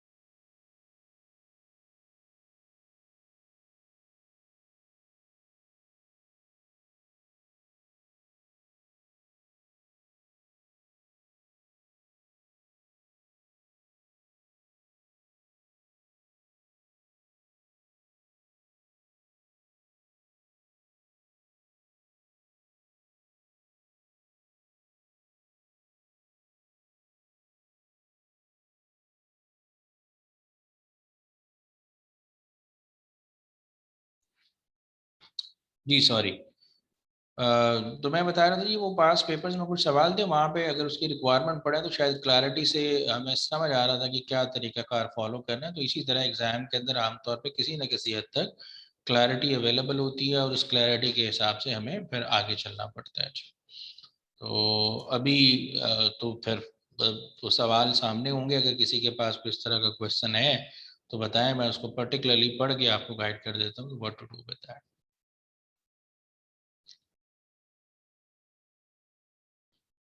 जी ओके अच्छा, एक ये आ रहा था जी, एक ये सवाल पूछा गया था मिक्स यील्ड का, अगर लेबर के हवाले से भी हो तो मैं जैसे जनरली बता रहा हूँ कि आमतौर पे ये बात आती है जब मटेरियल में ये बात है, जब मल्टीपल मटेरियल्स इस्तेमाल किए जा रहे हैं। अगर आपने रेवेन्यू में बात की है तो रेवेन्यू में ये बात आ रही है अगर आप multiple type of product sale कर रहे हैं तो लाइक वाइज जो लेबर के डिफरेंट वर्कर्स अगर एक प्रोडक्ट को बनाने के लिए टाइम स्पेंड करते हैं तो then this is much more important कि जो टोटल प्रोडक्ट हमने बनाई अगर 1 घंटे में बनानी थी और 1 घंटे में ही बना दी, तो इवन देन हमें ये देखने की ज़रूरत है कि डिफरेंट जो वर्क फोर्स है उनका जितना जितना standard time to be spent on that product उतना टाइम स्पेंड किया जा रहा हो। अगर उससे एक्सेसिव या कम स्पेंड किया गया तो अल्टीमेटली नुकसान का सामना करना पड़ेगा। तो ये जो लेबर का एफिशिएंसी वेरिएंस है ये फर्दर दो हिस्सों में सब डिवाइड हो जाता है, मिक्स और यील्ड वेरिएंस के अंदर। और निकालने का तरीकाकार वही है, जैसे मटेरियल का मैंने निकाला, अगर आप गौर करें तो मैंने उसी टेबल को रेवेन्यू के हिसाब से अमेंड किया हुआ है। इसी तरह से अगर लेबर का निकाला तो यहाँ पे प्रोडक्ट्स की बजाय लेबर के नेम आ जाएंगे, लेबर टाइप आ जाएगी, एक्चुअल टाइम आ जाएगा जो लेबर ने स्पेंड किया, उसी एक्चुअल टाइम का टोटल करेंगे और स्टैंडर्ड कॉम्बिनेशन के अंदर इतना टाइम लगना चाहिए वो कैलकुलेट करेंगे, लेबर का स्टैंडर्ड रेट लेंगे, मल्टीप्लाई करके वेरिएंस निकाल लेंगे। यील्ड वेरिएंस निकालना है तो standard time of the labour to be spend for the production और जो एक्चुअल टाइम हमने अभी ये कैलकुलेट किया होगा स्टैंडर्ड कॉम्बिनेशन के साथ, उन दोनों का डिफरेंस लेके yield variance standard labour rate से मल्टीप्लाई करेंगे तो आपके पास लेबर यील्ड वेरिएंसेस नजर आना शुरू हो जाएंगे। तो प्राइमरीली अगर आपको एक वेरिएंस, जैसे मैंने मटेरियल की पहले भी बात की, अगर आपको उस वेरिएंस का पता है तो you can easily handle other variances as well. अच्छा, एक सवाल अभी साहब ने रेज किया था कि वेरिएंस हमने वहाँ पे पढ़ा कि शायद तो प्लानिंग और ऑपरेशनल वेरिएंसेस होते हैं। इस बात को समझने के लिए आपको थोड़ा सा बैकग्राउंड में जाना है कि स्टैंडर्ड सेट कैसे होते हैं। इदारों के अंदर जो स्टैंडर्ड्स बनाए जाते हैं वो इसलिए नहीं बनाए जाते या बंद कमरों में बैठ कर नहीं बनाए जाते कि हमने सिर्फ स्टैंडर्ड बनाने हैं, बल्कि वो स्टैंडर्ड ऐसे बनाए जाते हैं जैसे अभी वो बता रहे थे कि स्टैंडर्ड जो है या उस कैपेसिटी जो होती है वो आइडियल नहीं है, प्रैक्टिकल की बात करेंगे, नॉर्मल की बात करेंगे। सो अगर आपने स्टैंडर्ड बनाना है और आपने एक स्टैंडर्ड सेट किया, फॉर एग्जांपल किसी भी चीज़ का मटेरियल परचेज प्राइस का स्टैंडर्ड सेट किया और हमने कहा था वेरिएंस निकालने का मकसद, कैलकुलेट करने का मकसद रिस्पॉन्सिबिलिटी फिक्स करना है। अगर हमने वेरिएंस कैलकुलेट किया और हमने वर्कर जिसकी वजह से हमें इनएफिशिएंसी नज़र आ रही है, कॉस्ट एक्सेसिव इनकर होती नज़र आ रही है, तो हम उसको पकड़ के फायर तो नहीं करेंगे, हम उसके सामने सिचुएशन रखेंगे कि आपकी वजह से हमें इतना नुकसान उठाना पड़ रहा है, जिसे शो कॉज भी कहते हैं। तो वो शो कॉज का जवाब देगा। और एक प्रिंसिपल कॉन्सेप्ट हमारे यहाँ हर दुनिया में हर जगह ही मौजूद होता है कि जब भी किसी की रिस्पॉन्सिबिलिटी फिक्स करने की बात करेंगे तो they will search a shoulder to whom the responsibility can be passed on. मेरा कसूर नहीं है, ये कसूर उसका है। चलिए अगर मैं आपके सामने सिचुएशन रखूं कि मटेरियल यूज जो करना था, स्टैंडर्ड क्वांटिटी थी वो 5 kg थी और एक्चुअली मटेरियल 6 kg इस्तेमाल किया गया, राइट। अगर उनसे पूछा जाए आपने 5 की बजाय 6 kg क्यों इस्तेमाल किया, तो वो ये नहीं कहेंगे मेरी इनएफिशिएंसी है, बल्कि वो पहले कोई ना कोई बहाना, कोई ना कोई लॉजिक तलाश करके आपके सामने लेके आएंगे अंधे में से कि जनाब ये 6 kg इसलिए इस्तेमाल हो रहा है कि जो मटेरियल ख़रीद के लाने वाला है वो इनफैक्ट मटेरियल अच्छी क्वालिटी का ख़रीद के नहीं ला रहा। अगर अच्छी क्वालिटी का मटेरियल होता तो इतना वेस्टेज ना होता। इतने वेस्टेज इस मटेरियल की गलत क्वालिटी अच्छी ना होने की वजह से हो रहा है, तो लिहाजा मेरा तो कोई कसूर नहीं है, कसूर तो उसका जो खरीद के ला रहा है। So you went to that person जो खरीद के ला रहा है, आप उससे पूछें जनाब आप क्यों ख़राब क्वालिटी का मटेरियल खरीद के ला रहे हैं। अगर आप पहले वाले के आर्गूमेंट से मुत्तफिक हैं तो वो कहेंगे जनाब मतलब आपने मुझे कहा मटेरियल खरीद के लाओ 5 रुपए पर केजी में, मार्केट में ये चीज़ 5 रुपए पर केजी में मिलती नहीं है। ये 5 रुपए आप ऐसे बहाने लगा रहे हैं, 5 रुपए पर केजी, मार्केट में जाए तो ये तो 8 रुपए पर केजी में मटेरियल मिलता है। फाइन, आप अगर उसकी मान लें तो इसका मतलब आपको अपने आप को फायर करने की ज़रूरत है कि आपने स्टैंडर्ड ही सही सेट नहीं किया। मार्केट में जो चीज़ है वो 5 रुपए की मिलती ही नहीं है, आपने कहा 5 रुपए में ख़रीद के लाएं। तो अगर आप इस तरह हर एक के आर्गुमेंट्स को एक्सेप्ट करेंगे तो फिर तो काम खराब होगा। इसलिए अगर कोई आपके सामने ये सिनेरियो रखता है कि अब मार्केट में ये बेंचमार्क या नॉर्म नहीं है, तो you need to revisit your standard. आपको स्टैंडर्ड वैसे भी रेगुलर इंटरवल्स पे रिवाइज करने की जरूरत है। स्टैंडर्ड वंस मेड, एक दफा बना दिए तो वो फॉरएवर, हमेशा के लिए नहीं होंगे। You need to revisit them. आप उनको रिविजिट करें, रिवाइज करें रेगुलर इंटरवल्स के बाद। फॉर एग्जांपल, जैसे मैंने अभी बोला, जब हमने एक साहब के सामने कहा कि ये 5 रुपए में चीज खरीद के लानी है, वो कहते हैं जनाब 5 की नहीं मिलती, 8 की मिलती है। तो हम उसके आर्गूमेंट को मानेंगे नहीं। हमने दोबारा मार्केट सर्वे किया और मार्केट सर्वे करने से पता चला 5 की वाकई नहीं मिलती। ओके, 5 की नहीं मिलती मटेरियल, नहीं मिलता मटेरियल, तो कितने का मिलता है? क्या 8 का मिलता? तो जवाब मिला नहीं, 8 का भी नहीं मिलता। मार्केट में 6 रुपए का अवेलेबल है, जो क्वालिटी हम चाह रहे हैं। इसका मतलब स्टैंडर्ड 5 रुपए का नहीं बल्कि 6 रुपए का होना चाहिए। सो जो 6 रुपए का स्टैंडर्ड है, रिवाइज स्टैंडर्ड, और जो एक्चुअल कॉस्ट इनकर हो रही है, इन दोनों का जो फर्क है, ये ऑपरेशनल वेरिएंस कहलाता है। कि हमने एक्चुअली कितने में खरीदना था और कितने में खरीदा रिवाइज मार्केट सर्वे के बाद भी। तो ये तो जो बंदा अभी भी आपके सर पे सारी जिम्मेदारी डाल रहा था कि जनाब ये चीज तो मिलती ही 8 रुपए की है, तो ये 8 रुपए की नहीं मिलती जनाब, ये तो 6 रुपए की भी मिलती है। तो अगर ये 6 रुपए की भी मिलती है, तो इस 6 रुपए के मिलने वाली बात पे आप उसको असेस करें और कहें जनाब 6 की मिलती है, आप 8 में खरीद के ला रहे हैं, स्टिल यू आर इनएफिशिएंट।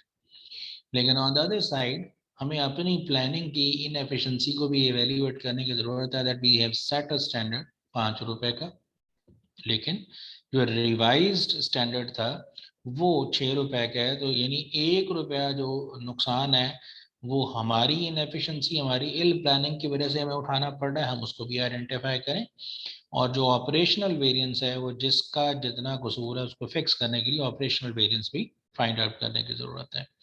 सो कहने का मकसद ये हुआ, ये तो मैंने एक प्राइस वेरिएंस के हवाले से रखा। अगर आप मटेरियल क्वांटिटी का एक बेंचमार्क सेट करते हैं, तो वक्त के साथ साथ जब लोग मटेरियल मशीनों को यूज़ कर रहे हैं, मशीनें इस्तेमाल होती जा रही हैं, तो विद द टाइम ऑफ जब आप मशीनों को रिपीटेडली यूज़ करते हैं, तो उनकी एफिशिएंसी थोड़ी कम भी हो सकती है। मशीनें उतनी अच्छी हो सकता है ना रह जाएं जितनी जितनी अच्छी पहले थी। जितनी मशीनें पहले अच्छी थी उतनी अच्छी नहीं रहेगी, जिसकी वजह से वेस्टेज थोड़ा सा बढ़ गया। तो अगर आप उन वर्कर्स की जिम्मेदारी जो प्रोडक्शन प्रोसेस के अंदर इन्वॉल्व है उनको फिक्स करेंगे, जनाब आपकी वजह से मटेरियल ज़्यादा इस्तेमाल हो रहा है, तो दे विल से नहीं जनाब, इन फैक्ट ये हमारा कसूर नहीं है।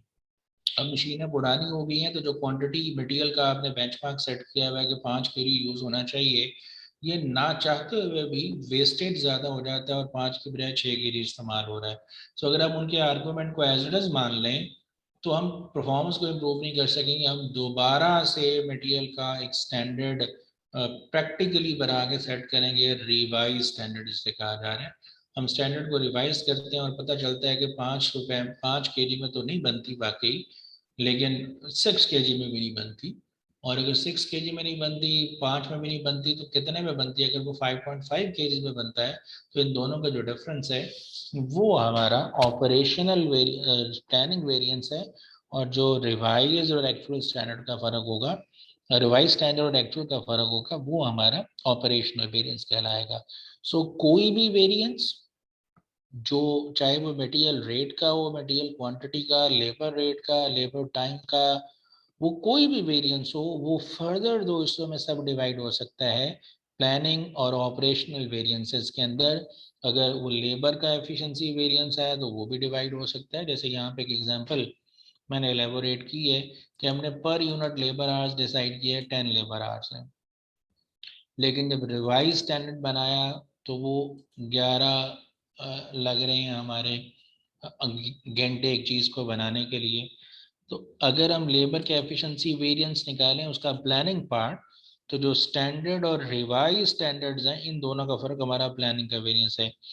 10 घंटे 100 यूनिट एक्चुअल बनाए तो 1000 घंटे लगने चाहिए। रिवाइज स्टैंडर्ड कह रहा है 11 और 100 से मल्टीप्लाई करें 1100 घंटे, दोनों का फर्क जो है 10 से मल्टीप्लाई कर लें तो आपका ये वेरिएंस अनफेवरेबल नजर आ रहा है। जबकि दूसरी तरफ लेबर एफिशिएंसी ऑपरेशनल जो वेरिएंस है, यानी आप पहले अगर सारी रिस्पॉन्सिबिलिटी उन्हीं पर डाल रहे थे, ऑपरेशनल वेरिएंस में हमें देखने की ज़रूरत है कि हमने जो रिवाइज स्टैंडर्ड देखा वो 1100, अगर हम एक्चुअली 1200 घंटे लगा रहे हैं तो 1200 घंटे और 1000 का फ़र्क तो नहीं, रिवाइज स्टैंडर्ड 1100 घंटे और जो 1200 एक्चुअली आवर्स लगे इनका फ़र्क जो होगा ये ऑपरेशनल वेरिएंस होगा। तो कोई भी वेरिएंस हो, चाहे वो रेट का चाहे प्राइस का व्हाटएवर, ये फर्दर दो हिस्सों में सब डिवाइड हो सकता है, प्लानिंग और ऑपरेशनल वेरिएंसेस के अंदर, और इसी की बुनियाद पे फर्दर हम बिजनेस के अंदर रिस्पॉन्सिबिलिटी फिक्स करने की बात करते हैं। अगर हमारी इल प्लानिंग की वजह से है, कहीं हमारी प्लानिंग की गलती है, तो हम इसको इम्प्रूव करेंगे, और जो उन लोगों का कसूर है जो ऑपरेशनली इन्वॉल्व हैं, चीज़ें खरीद रहे हैं, मटेरियल यूज़ कर रहे हैं, लेबर से काम करवा रहे हैं, उनकी रिस्पॉन्सिबिलिटी उसी अंदाज में फिक्स करेंगे सो दैट हम ये बता सकें कि इनकी वजह से हमें इस इनएफिशिएंसी का सामना करना पड़ रहा है। आई होप बात समझ आई है। अगर इसमें कोई इशू है, कोई बात डिस्कस करना चाहते हैं तो आप कर सकते हैं।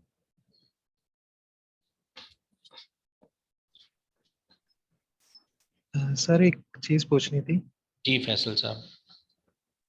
सर जैसे मटेरियल मिक्स था और मटेरियल यील्ड, आप मिक्स में पहले actual usage in actual mix लेते हैं, ठीक फिर है। सेकंड कॉलम दोनों में सेम है, तो सर ये जो फर्स्ट कॉलम यील्ड में जाके स्टैंडर्ड यूजेज आ जाता है, सर ये थोड़ी सी सिर्फ इसकी लॉजिक दे देंगे? मैं मटेरियल वाले से आपको एक्सप्लेन कर दूं?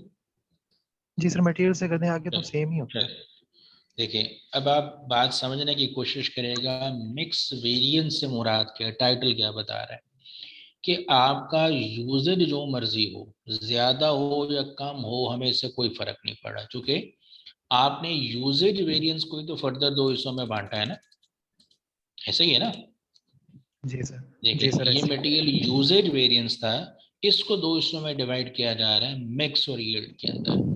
तो यूजेज वेरिएंस का जो एक पार्ट है वो यूजेज से रेलेवेंट है, जो कि यील्ड वेरिएंस कहला रहा है, और यूजेज पार्ट वेरिएंस का एक पार्ट जो है वो मिक्स से रेलेवेंट है कि मिक्स के आउट होने की वजह से हमें क्या नुकसान उठाना पड़ रहा है। ठीक है, यहाँ तक समझ आई है? ठीक है सर। मैं याद जी दिलाता हूँ जी आपको। देखें,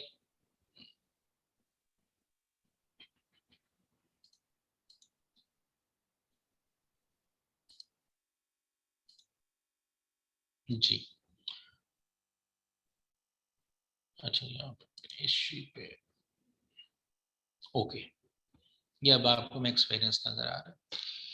देखिए, एक्चुअल क्वांटिटी जितनी इस्तेमाल हुई, मैंने अभी बताया कि उसके हमें यूजेज ज्यादा या कम होने से भी कोई एतराज नहीं हो रहा।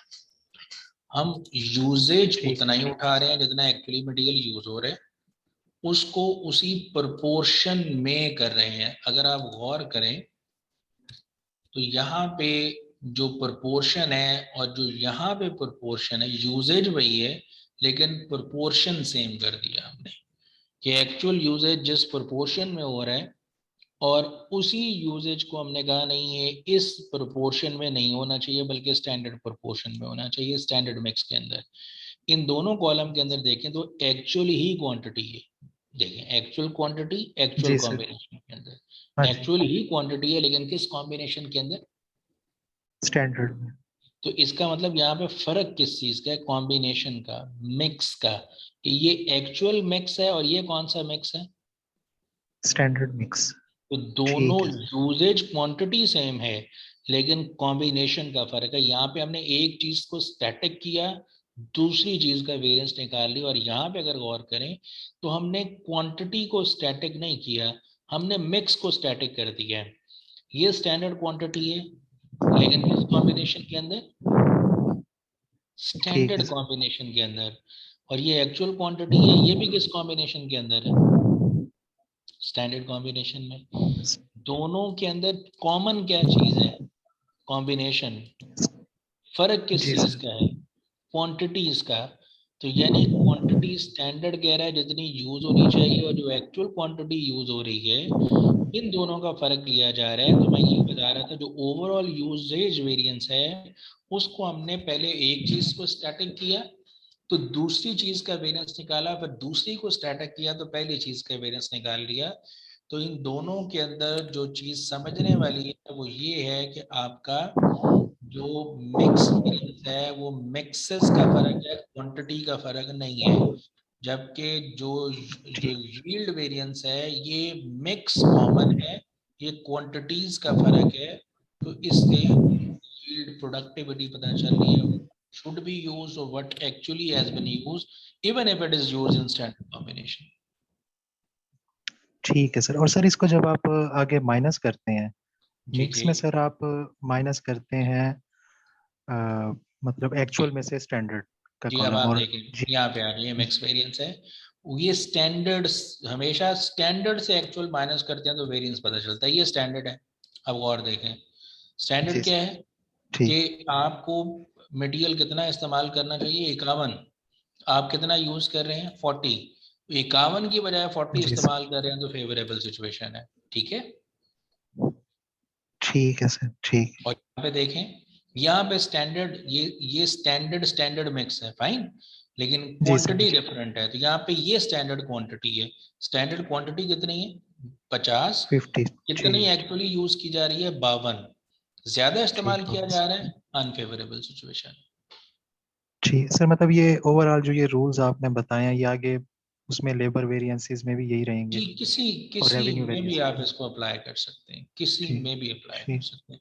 आप अगर रेवेन्यू को ठीक है देख सर। लें, मैं आपको रेवेन्यू दिखा देता हूँ।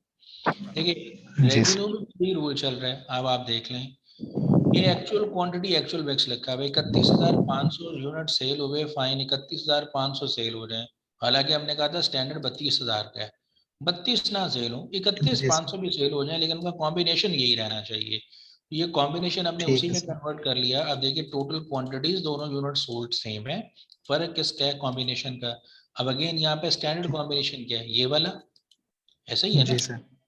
तो 9844 स्टैंडर्ड है, एक्चुअली कितना बेचा जा रहा है 9500। 95। अब रेवेन्यू में जब बात करेंगे फेवरेबल और अनफेवरेबल की, तो वो कॉस्ट से उल्टी होती है ना, कि रेवेन्यू अगर ज्यादा चीजें ज्यादा बेची जा रही हो तो फायदा में है नुकसान में, फायदे में सर। फायदे में। तो 98440 स्टैंडर्ड था, हमने कितने यूनिट्स बेच दिए 95 यूनिट कम बेचे, अनफेवरेबल सिचुएशन है, फाइन। जी सर। जी सर। हमने 12,797 बेचने थे, 13,500 बेच दिए, ज्यादा बेच दिए, फेवरेबल सिचुएशन है। फेवरेबल। 8859 है, 8500 बेच दिए, अनफेवरेबल सिचुएशन है। यहाँ पे यील्ड में देख लें, स्टैंडर्ड क्वांटिटी स्टैंडर्ड मिक्स के अंदर ये स्टैंडर्ड, यहाँ पे मटेरियल लिखा रह गया, ये असल में सेल्स ये वाला है एक्चुअल क्वांटिटी।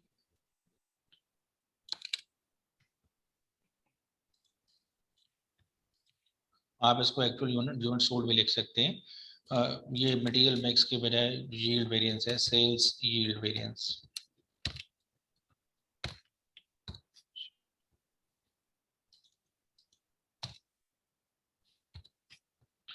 अच्छा, सेल्स यील्ड वेरिएंस, ये हमारी एक्चुअल क्वांटिटी है 32,000 और स्टैंडर्ड के मुताबिक ये स्टैंडर्ड क्वांटिटी है, सॉरी ये गलत लिखा स्टैंडर्ड है, स्टैंडर्ड क्वांटिटी,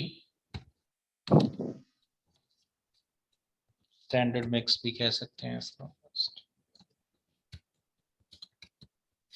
ठीक है जी, ये एक्चुअल क्वांटिटी है, तो इन दोनों का डिफरेंस हम ले रहे हैं। अब स्टैंडर्ड क्वांटिटी 10,000 यूनिट्स की बेचनी चाहिए थी, हम एक्चुअली कितने की बेच रहे हैं 9844, हम कम बेच रहे हैं। 9844। अगर हम कम बेच रहे हैं तो this is unfavourable situation, likewise इसी तरीके जी से सर। चल। ठीक है जी, ठीक। एनीथिंग अच्छा एल्स सर, कोई ये जो और? आप ये जो आपने जी शीट सर ओपन की हुई है ये सर शायद दिसंबर 2020 की है सर, ये आप जी, वो उस ग्रुप में शेयर कर देंगे?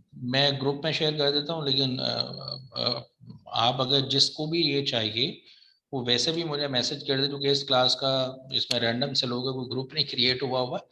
तो आप ठीक मुझे है। वैसे टेक्स्ट करके ले लें, क्योंकि उस ग्रुप में पता नहीं कौन कौन है और कौन अब उसको इंटरेस्टेड है। आप मुझे मैसेज कर दीजिएगा, मैं ठीक। आपसे शेयर कर दूँगा। ठीक है। ठीक है सर, ठीक, थैंक यू सर। सो अगर कुछ और लोग भी इंटरेस्टेड हो तो वो भी शेयर कर सकते हैं, मैं आपके साथ शेयर कर दूंगा जी। फातिमा, आप कुछ कहना चाह रही हैं? जी सर, वो अगर कोई कोई क्वेश्चन में मसला हो तो आपसे डायरेक्ट मैसेज करके पूछ सकते हैं? जी पूछ लीजिएगा, मैं जो भी फ्री टाइम होगा उसके अकॉर्डिंगली उसको रिप्लाई कर दूंगा, ठीक है। सही है।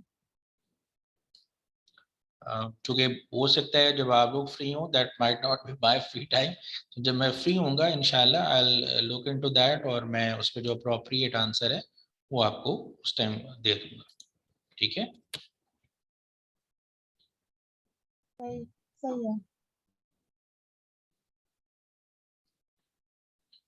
मेरा नंबर आप लोगों के पास पता नहीं अवेलेबल है या नहीं है। अच्छा जी, अभी अजान हो रही है, 2 मिनट के लिए जरा।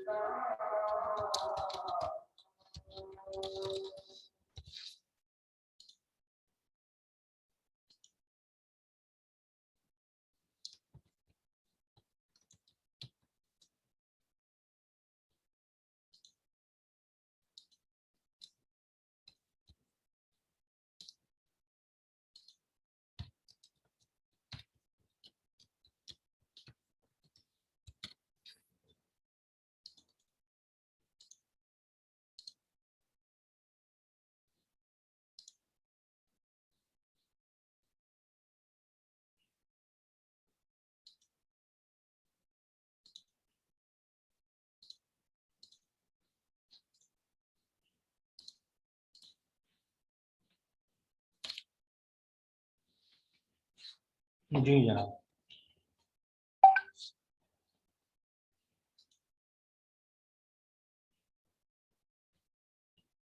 अच्छा जी, कुछ साहब ने चैट में लिखा है नंबर, ये नंबर कांटेक्ट नंबर है जी, बिल्कुल यही कांटेक्ट नंबर है। तो अगर बाकी लोग भी लेना चाहें नंबर तो वो ये चैट में मेंशन है, यहाँ से ले सकते हैं। इट्स 033342568111। फाइन जी, ओके। अब स्टैंडर्ड कॉस्टिंग में अगर किसी का और कोई इशू है तो बता सकते हैं, अदरवाइज फिर हम आगे प्रोसीड करते हैं। सर फिक्स फैक्ट्री ओवरहेड का एक क्वेश्चन करवा दें। जी ठीक है, एक तो मैंने करवाया, उसके अलावा कोई और भी चाह रही हैं? यस सर, कोई एग्जांपल इसकी कोई करवा दें, क्योंकि इसमें ना कुछ क्वेश्चंस सॉल्व हो जाते हैं लेकिन इसमें प्रॉब्लम ही रहता है कुछ ना कुछ।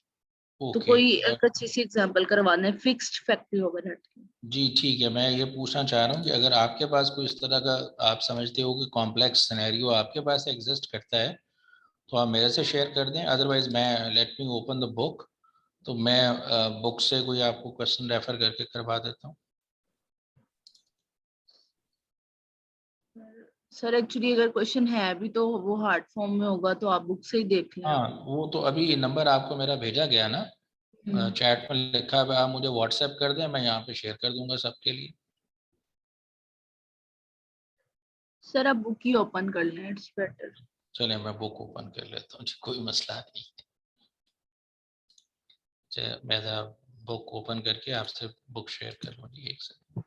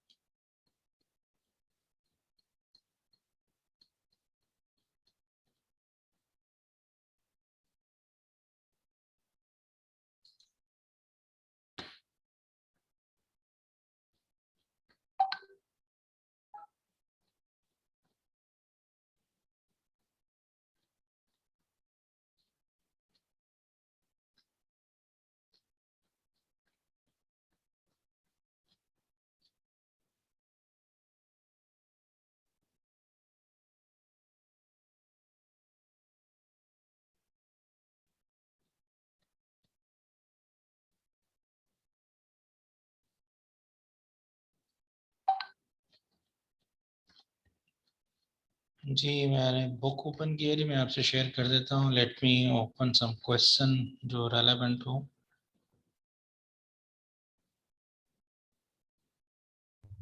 सर व्हाट्सएप पे मैंने आपको एक क्वेश्चन सेंड किया, आप वो करवा दें। अच्छा जी मैं वो करा देता हूँ।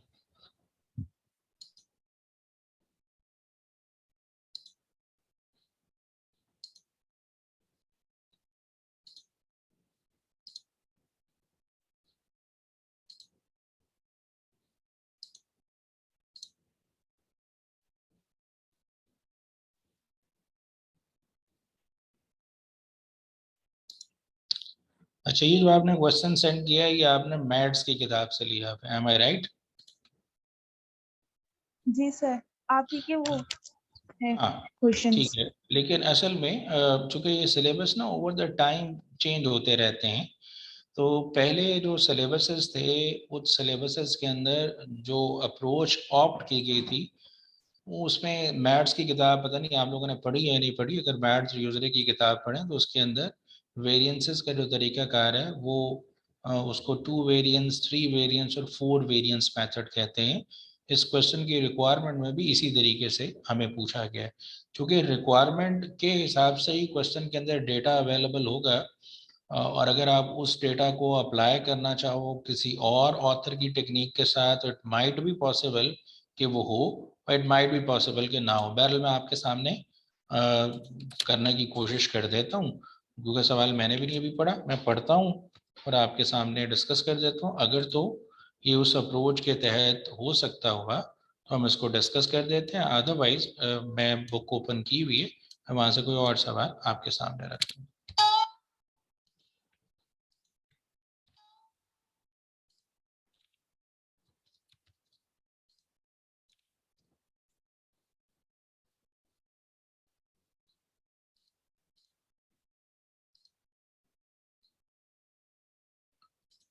जी स्क्रीन नजर आना शुरू हो गया जी। ओके ये एक क्वेश्चन है, मैंने बताया मैथ्स की किताब से, वहाँ से जो company uses standard cost system जिसमें फिक्स एफर्ट्स बताया गया है 4500, और 5000 लेबर आवर्स हैं, 0.9 रेट निकला है, वेरिएबल एफओएच का रेट 1.5 है। For actual October actual factory overhead is 11,000. Actual labor hour worked were 4,400 and standard labor hours allowed for actual production was 4,500.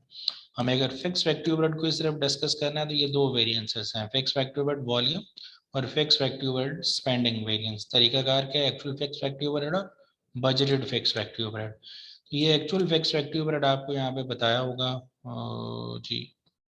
अच्छा आप देखिए यहाँ पे एक्चुअल फैक्ट्री ओवरहेड बताया हुआ है, एक्चुअल फिक्स फैक्ट्री ओवरहेड नहीं बताया हुआ। So we may not be able to solve this part, actual factory overhead और fixed factory overhead, ठीक है।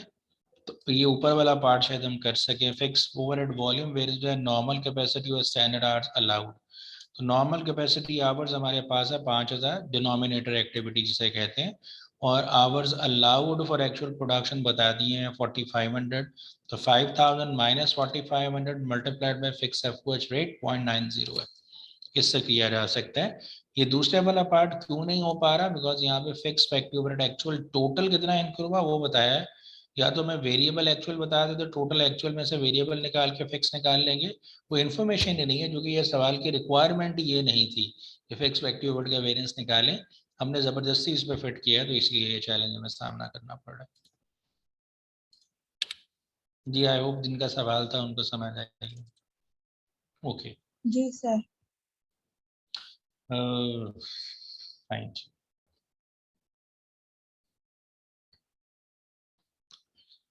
अब ये अगेन मैं इसमें से सिर्फ फिक्स फैक्ट्री ओवरहेड वाला पार्ट आपसे डिस्कस करता हूँ, बाकी जो कि वेरिएंसेस आप कर चुके हैं और आपको समझ भी आती है।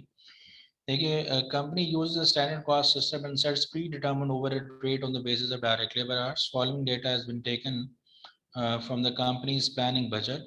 Denominator activity direct labour hours, यानी ये नॉर्मल कैपेसिटी आवर्स हैं 5000। वेरिएबल फैक्ट्री ओवरहेड कॉस्ट 25,000 है। अगर ये बजटेड डेटा है तो इसकी बुनियाद पे हम रेट भी वेरिएबल ओवरहेड का निकाल सकते हैं, स्टैंड फिक्स फैक्ट्री ओवरहेड का रेट भी निकाल सकते हैं। 25,000 डिवाइड बाय 5 करेंगे, वेरिएबल फैक्ट्री ओवरहेड का रेट 5 बनेगा। फिक्स फैक्ट्री ओवरहेड कॉस्ट आपको 29,000 बताई हुई है। ये बाकी इंफॉर्मेशन है, स्टैंडर्ड डायरेक्ट मटेरियल लेबर और एफओएच 1 घंटा लगता है 16.80, ये 16.80, ये टोटल एफओएच का रेट बनता है। अगर हम टोटल रेट यहाँ पे भी प्रूव करना चाहें तो 59,000 को और आप जमा कर लें 25,000, 59,000 और 25,000 जमा करें, ये टोटल एफओएच होगा, डिवाइड करें 5,000 से 16.8 बनता है। यानी ये 16.8 कैसे निकला है, वो टोटल कॉस्ट को आवर से डिवाइड किया हुआ है। अलग-अलग करना चाहें तो 5 इसमें से वेरिएबल रेट है, बाकी 11.8 फिक्स रेट बनता है। During year company produce 6,000 units of the product. 6,000 units बनाएंगे। 6,000 यूनिट्स बनाने, एक यूनिट बनाने के लिए कितना घंटा लगते हैं, 1 आवर। तो 6 ज़रब 1 6,000 अलाउड आवर्स हैं। During the year company produce 6,000 units, और ये actual data material labour variable FOH actual इतना है और फिक्स एफओएच एक्चुअल इतना है। अगर हम दो वेरिएंस दोबारा रिकॉल कर लें फिक्स फैक्ट्री ओवरहेड के, एक है जो बजट वेरिएंस और एक है वॉल्यूम। बजट के अंदर एक्चुअल फिक्स फैक्ट्री ओवरहेड और बजटेड फिक्स फैक्ट्री ओवरहेड का कंपैरिजन करना है। तो जो एक्चुअल फैक्ट्री ओवरहेड फिक्स इनकर हो रहा है वो 60,400 है, जबकि बजटेड फिक्स फैक्ट्री ओवरहेड 59,000 है। इन दोनों का डिफरेंस आपका बजट वेरिएंस है। और वॉल्यूम वेरिएंस के लिए आपको स्टैंडर्ड आवर्स अलाउड और नॉर्मल कैपेसिटी आवर्स का डिफरेंस लेना है। तो नॉर्मल कैपेसिटी आवर 5,000 है, स्टैंडर्ड आवर्स अलाउड जो हैं वो हमने खुद निकाले, 6,000 यूनिट्स बनाने 1 घंटा लगता है, तो 6,000 इन दोनों का डिफरेंस लेके standard fix factory overhead rate से मल्टीप्लाई कर लें और फिक्स एफओएच का रेट 11.80 है। वो कैसे निकाला है, 59,000 को 5,000 से डिवाइड करके। जी जिनका सवाल था वो बताएं, तो इशू है।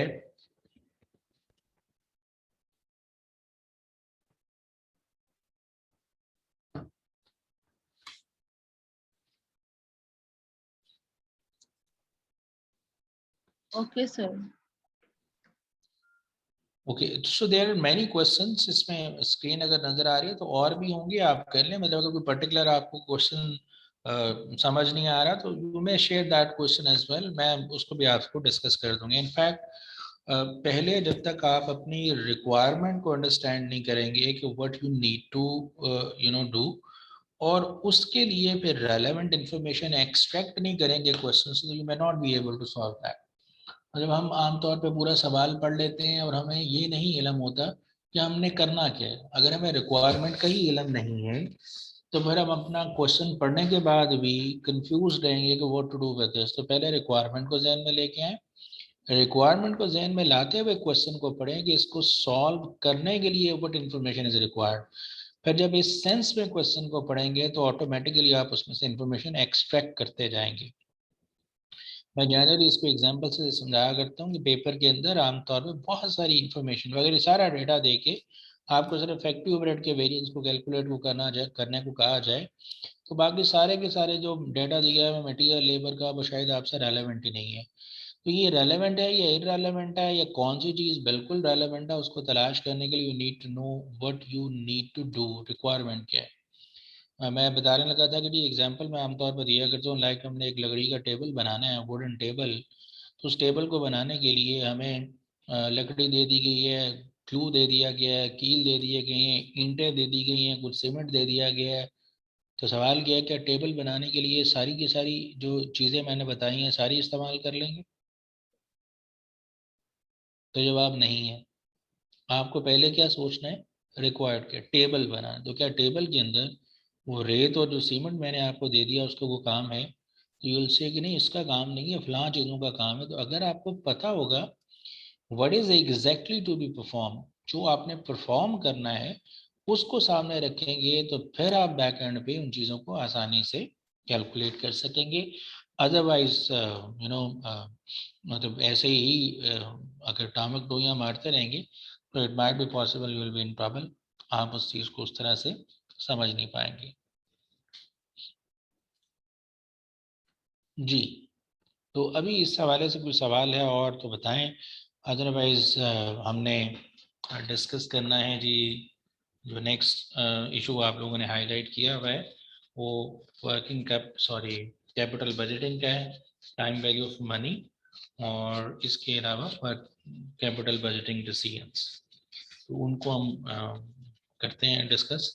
कुछ अगर थोड़ा सा टाइम है 2-4 मिनट इसमें कुछ बेसिक सा बताते हैं, बाकी आप लोगों से कल डिस्कस करेंगे। तो आप लोग कुछ पढ़ के आएंगे, अगर आप लोगों ने ऑलरेडी पढ़ा हुआ तो उसको ज़रा रिकैप कर लीजिएगा ताकि जब यहाँ पर डिस्कशन हो रही हो तो उसमें आपको चीज़ें बेहतर अंदाज में समझ आ रही हों। कोई इसमें अगर है तो बता दें, अदरवाइज मैं इसको फिर बंद कर दूँ। ओके सर ये जो ऑनलाइन पेपर्स हो रहे हैं ये बाद में नहीं आते, जैसे रिटर्न एग्जाम के आते थे क्वेश्चन पेपर? नहीं जी, क्योंकि वो एक डाटा बैंक है सेंट्रलाइज, तो शायद उसमें से अगली अटैम्प्ट के अंदर भी कुछ क्वेश्चंस रिपीट वो कर लेते हो। तो अभी तक तो वो अवेलेबल नहीं है। तो मेरा ख्याल भी यही है कि शायद वो अवेलेबल ना हो।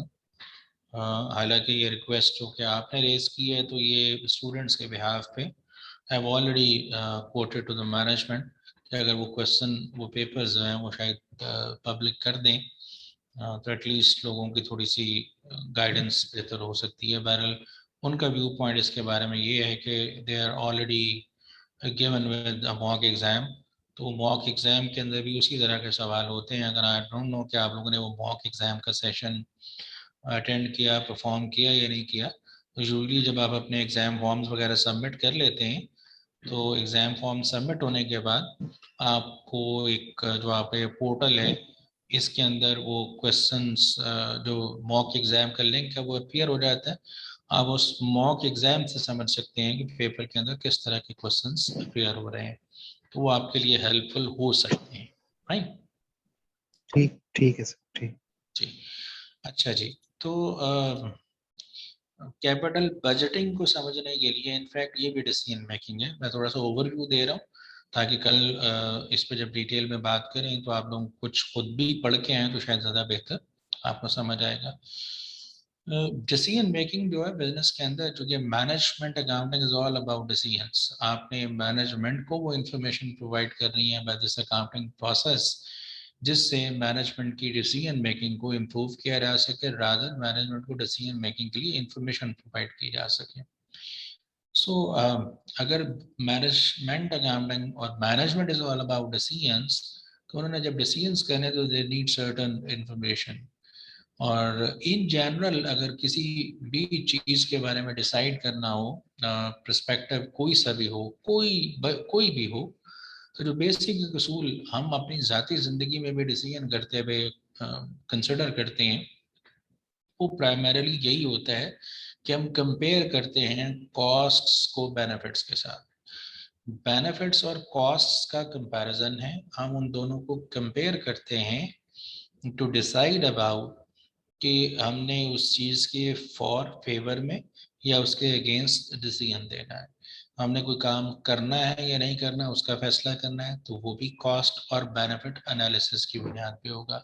आपने शॉर्ट टर्म डिसीजन मेकिंग पढ़ी, उसमें मुख्तलिफ तरह के फैसले थे, जिसमें लाइक आपने शायद अगर वो लेक्चर्स भी सुने हैं तो एक फैसला ये भी है कि हमने बाय करना है या खुद प्रोड्यूस कर रहे हैं। एक कोई प्रोडक्ट बना रहे हैं, उसके अंदर कोई इंग्रेडिएंट इस्तेमाल होता है, उस इंग्रेडिएंट को हम खुद बनाएं या मार्केट से बाय कर लें।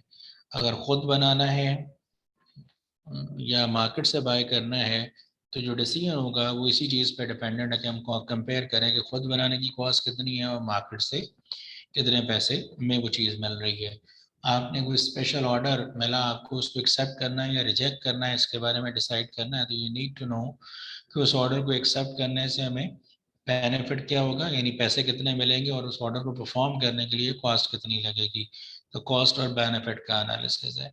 सो whatever we are doing, हम किसी भी तरह का फैसला करें, पर्सनल लाइफ में बात कर लें, हम मार्केट जाते हैं कोई प्रोडक्ट बाय करने के लिए, एक प्रोडक्ट कॉस्टली है as compare to the other product, लेकिन हो सकता है वो कॉस्टली प्रोडक्ट भी बाय करने में तैयार हो जाते हैं। वाई?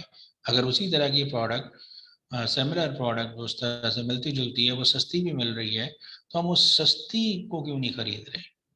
उस सस्ती को ना खरीदने की वजह शायद यही है कि हम कंपेयर कर रहे हैं जो इससे बेनिफिट मिलेगा वो शायद ज़्यादा है as compare to the other product. तो हम हमेशा प्रैक्टिकल लाइफ के अंदर भी कोई भी फैसला करना चाहें तो हम बेनिफिट्स और कॉस्ट्स का ही कंपैरिजन करते हैं। तो लाइकवाइज जब यहाँ पे भी हम मैनेजमेंट अकाउंटिंग में बात करेंगे, शॉर्ट टर्म डिसीजंस में बात करेंगे या लॉन्ग टर्म डिसीजंस में बात करेंगे, कंपैरिजन हमने दो चीज़ों की करना है, बेनिफिट्स और कॉस्ट का। शॉर्ट टर्म डिसीजन के अंदर तो ये बड़ा आसान है कि जितने बेनिफिट्स हैं वो भी इसी साल के अंदर अक्रू हो रहे हैं, और जो कॉस्ट लग रही है वो भी अभी लग रही है इसी साल के अंदर। तो हम उन बेनिफिट्स और कॉस्ट का डायरेक्टली कंपैरिजन करते हैं। अगर बेनिफिट ज़्यादा और कॉस्ट कम है तो हम कहते हैं इस चीज़ की फेवर में डिसीजन दे दें, ये काम कर लेना चाहिए। लेकिन अगर जो कैपिटल बजटिंग डिसीजंस हैं या जिसे लॉन्ग टर्म इन्वेस्टमेंट डिसीजंस कहा जाता है, लॉन्ग टर्म डिसीजन मेकिंग है, इसके अंदर जो बेसिक बात है वो डिफरेंस ही ये है कि जो बेनिफिट है वो हमें फ्यूचर में मिल रहे हैं, लेकिन कॉस्ट हमें आज लगानी पड़ेगी। क्योंकि आप चीज़ ऑलरेडी पढ़ चुके हैं, तो आमतौर पर जैसे डिफरेंट प्लांट्स आप इंस्टॉल करने के बारे में डिसाइड करना चाह रहे हैं, गवर्नमेंट मुख्तलिफ तरह के डिसीजन करती है कि कोई प्रोजेक्ट लगाना है, कोई रोड बनानी है या नहीं बनानी।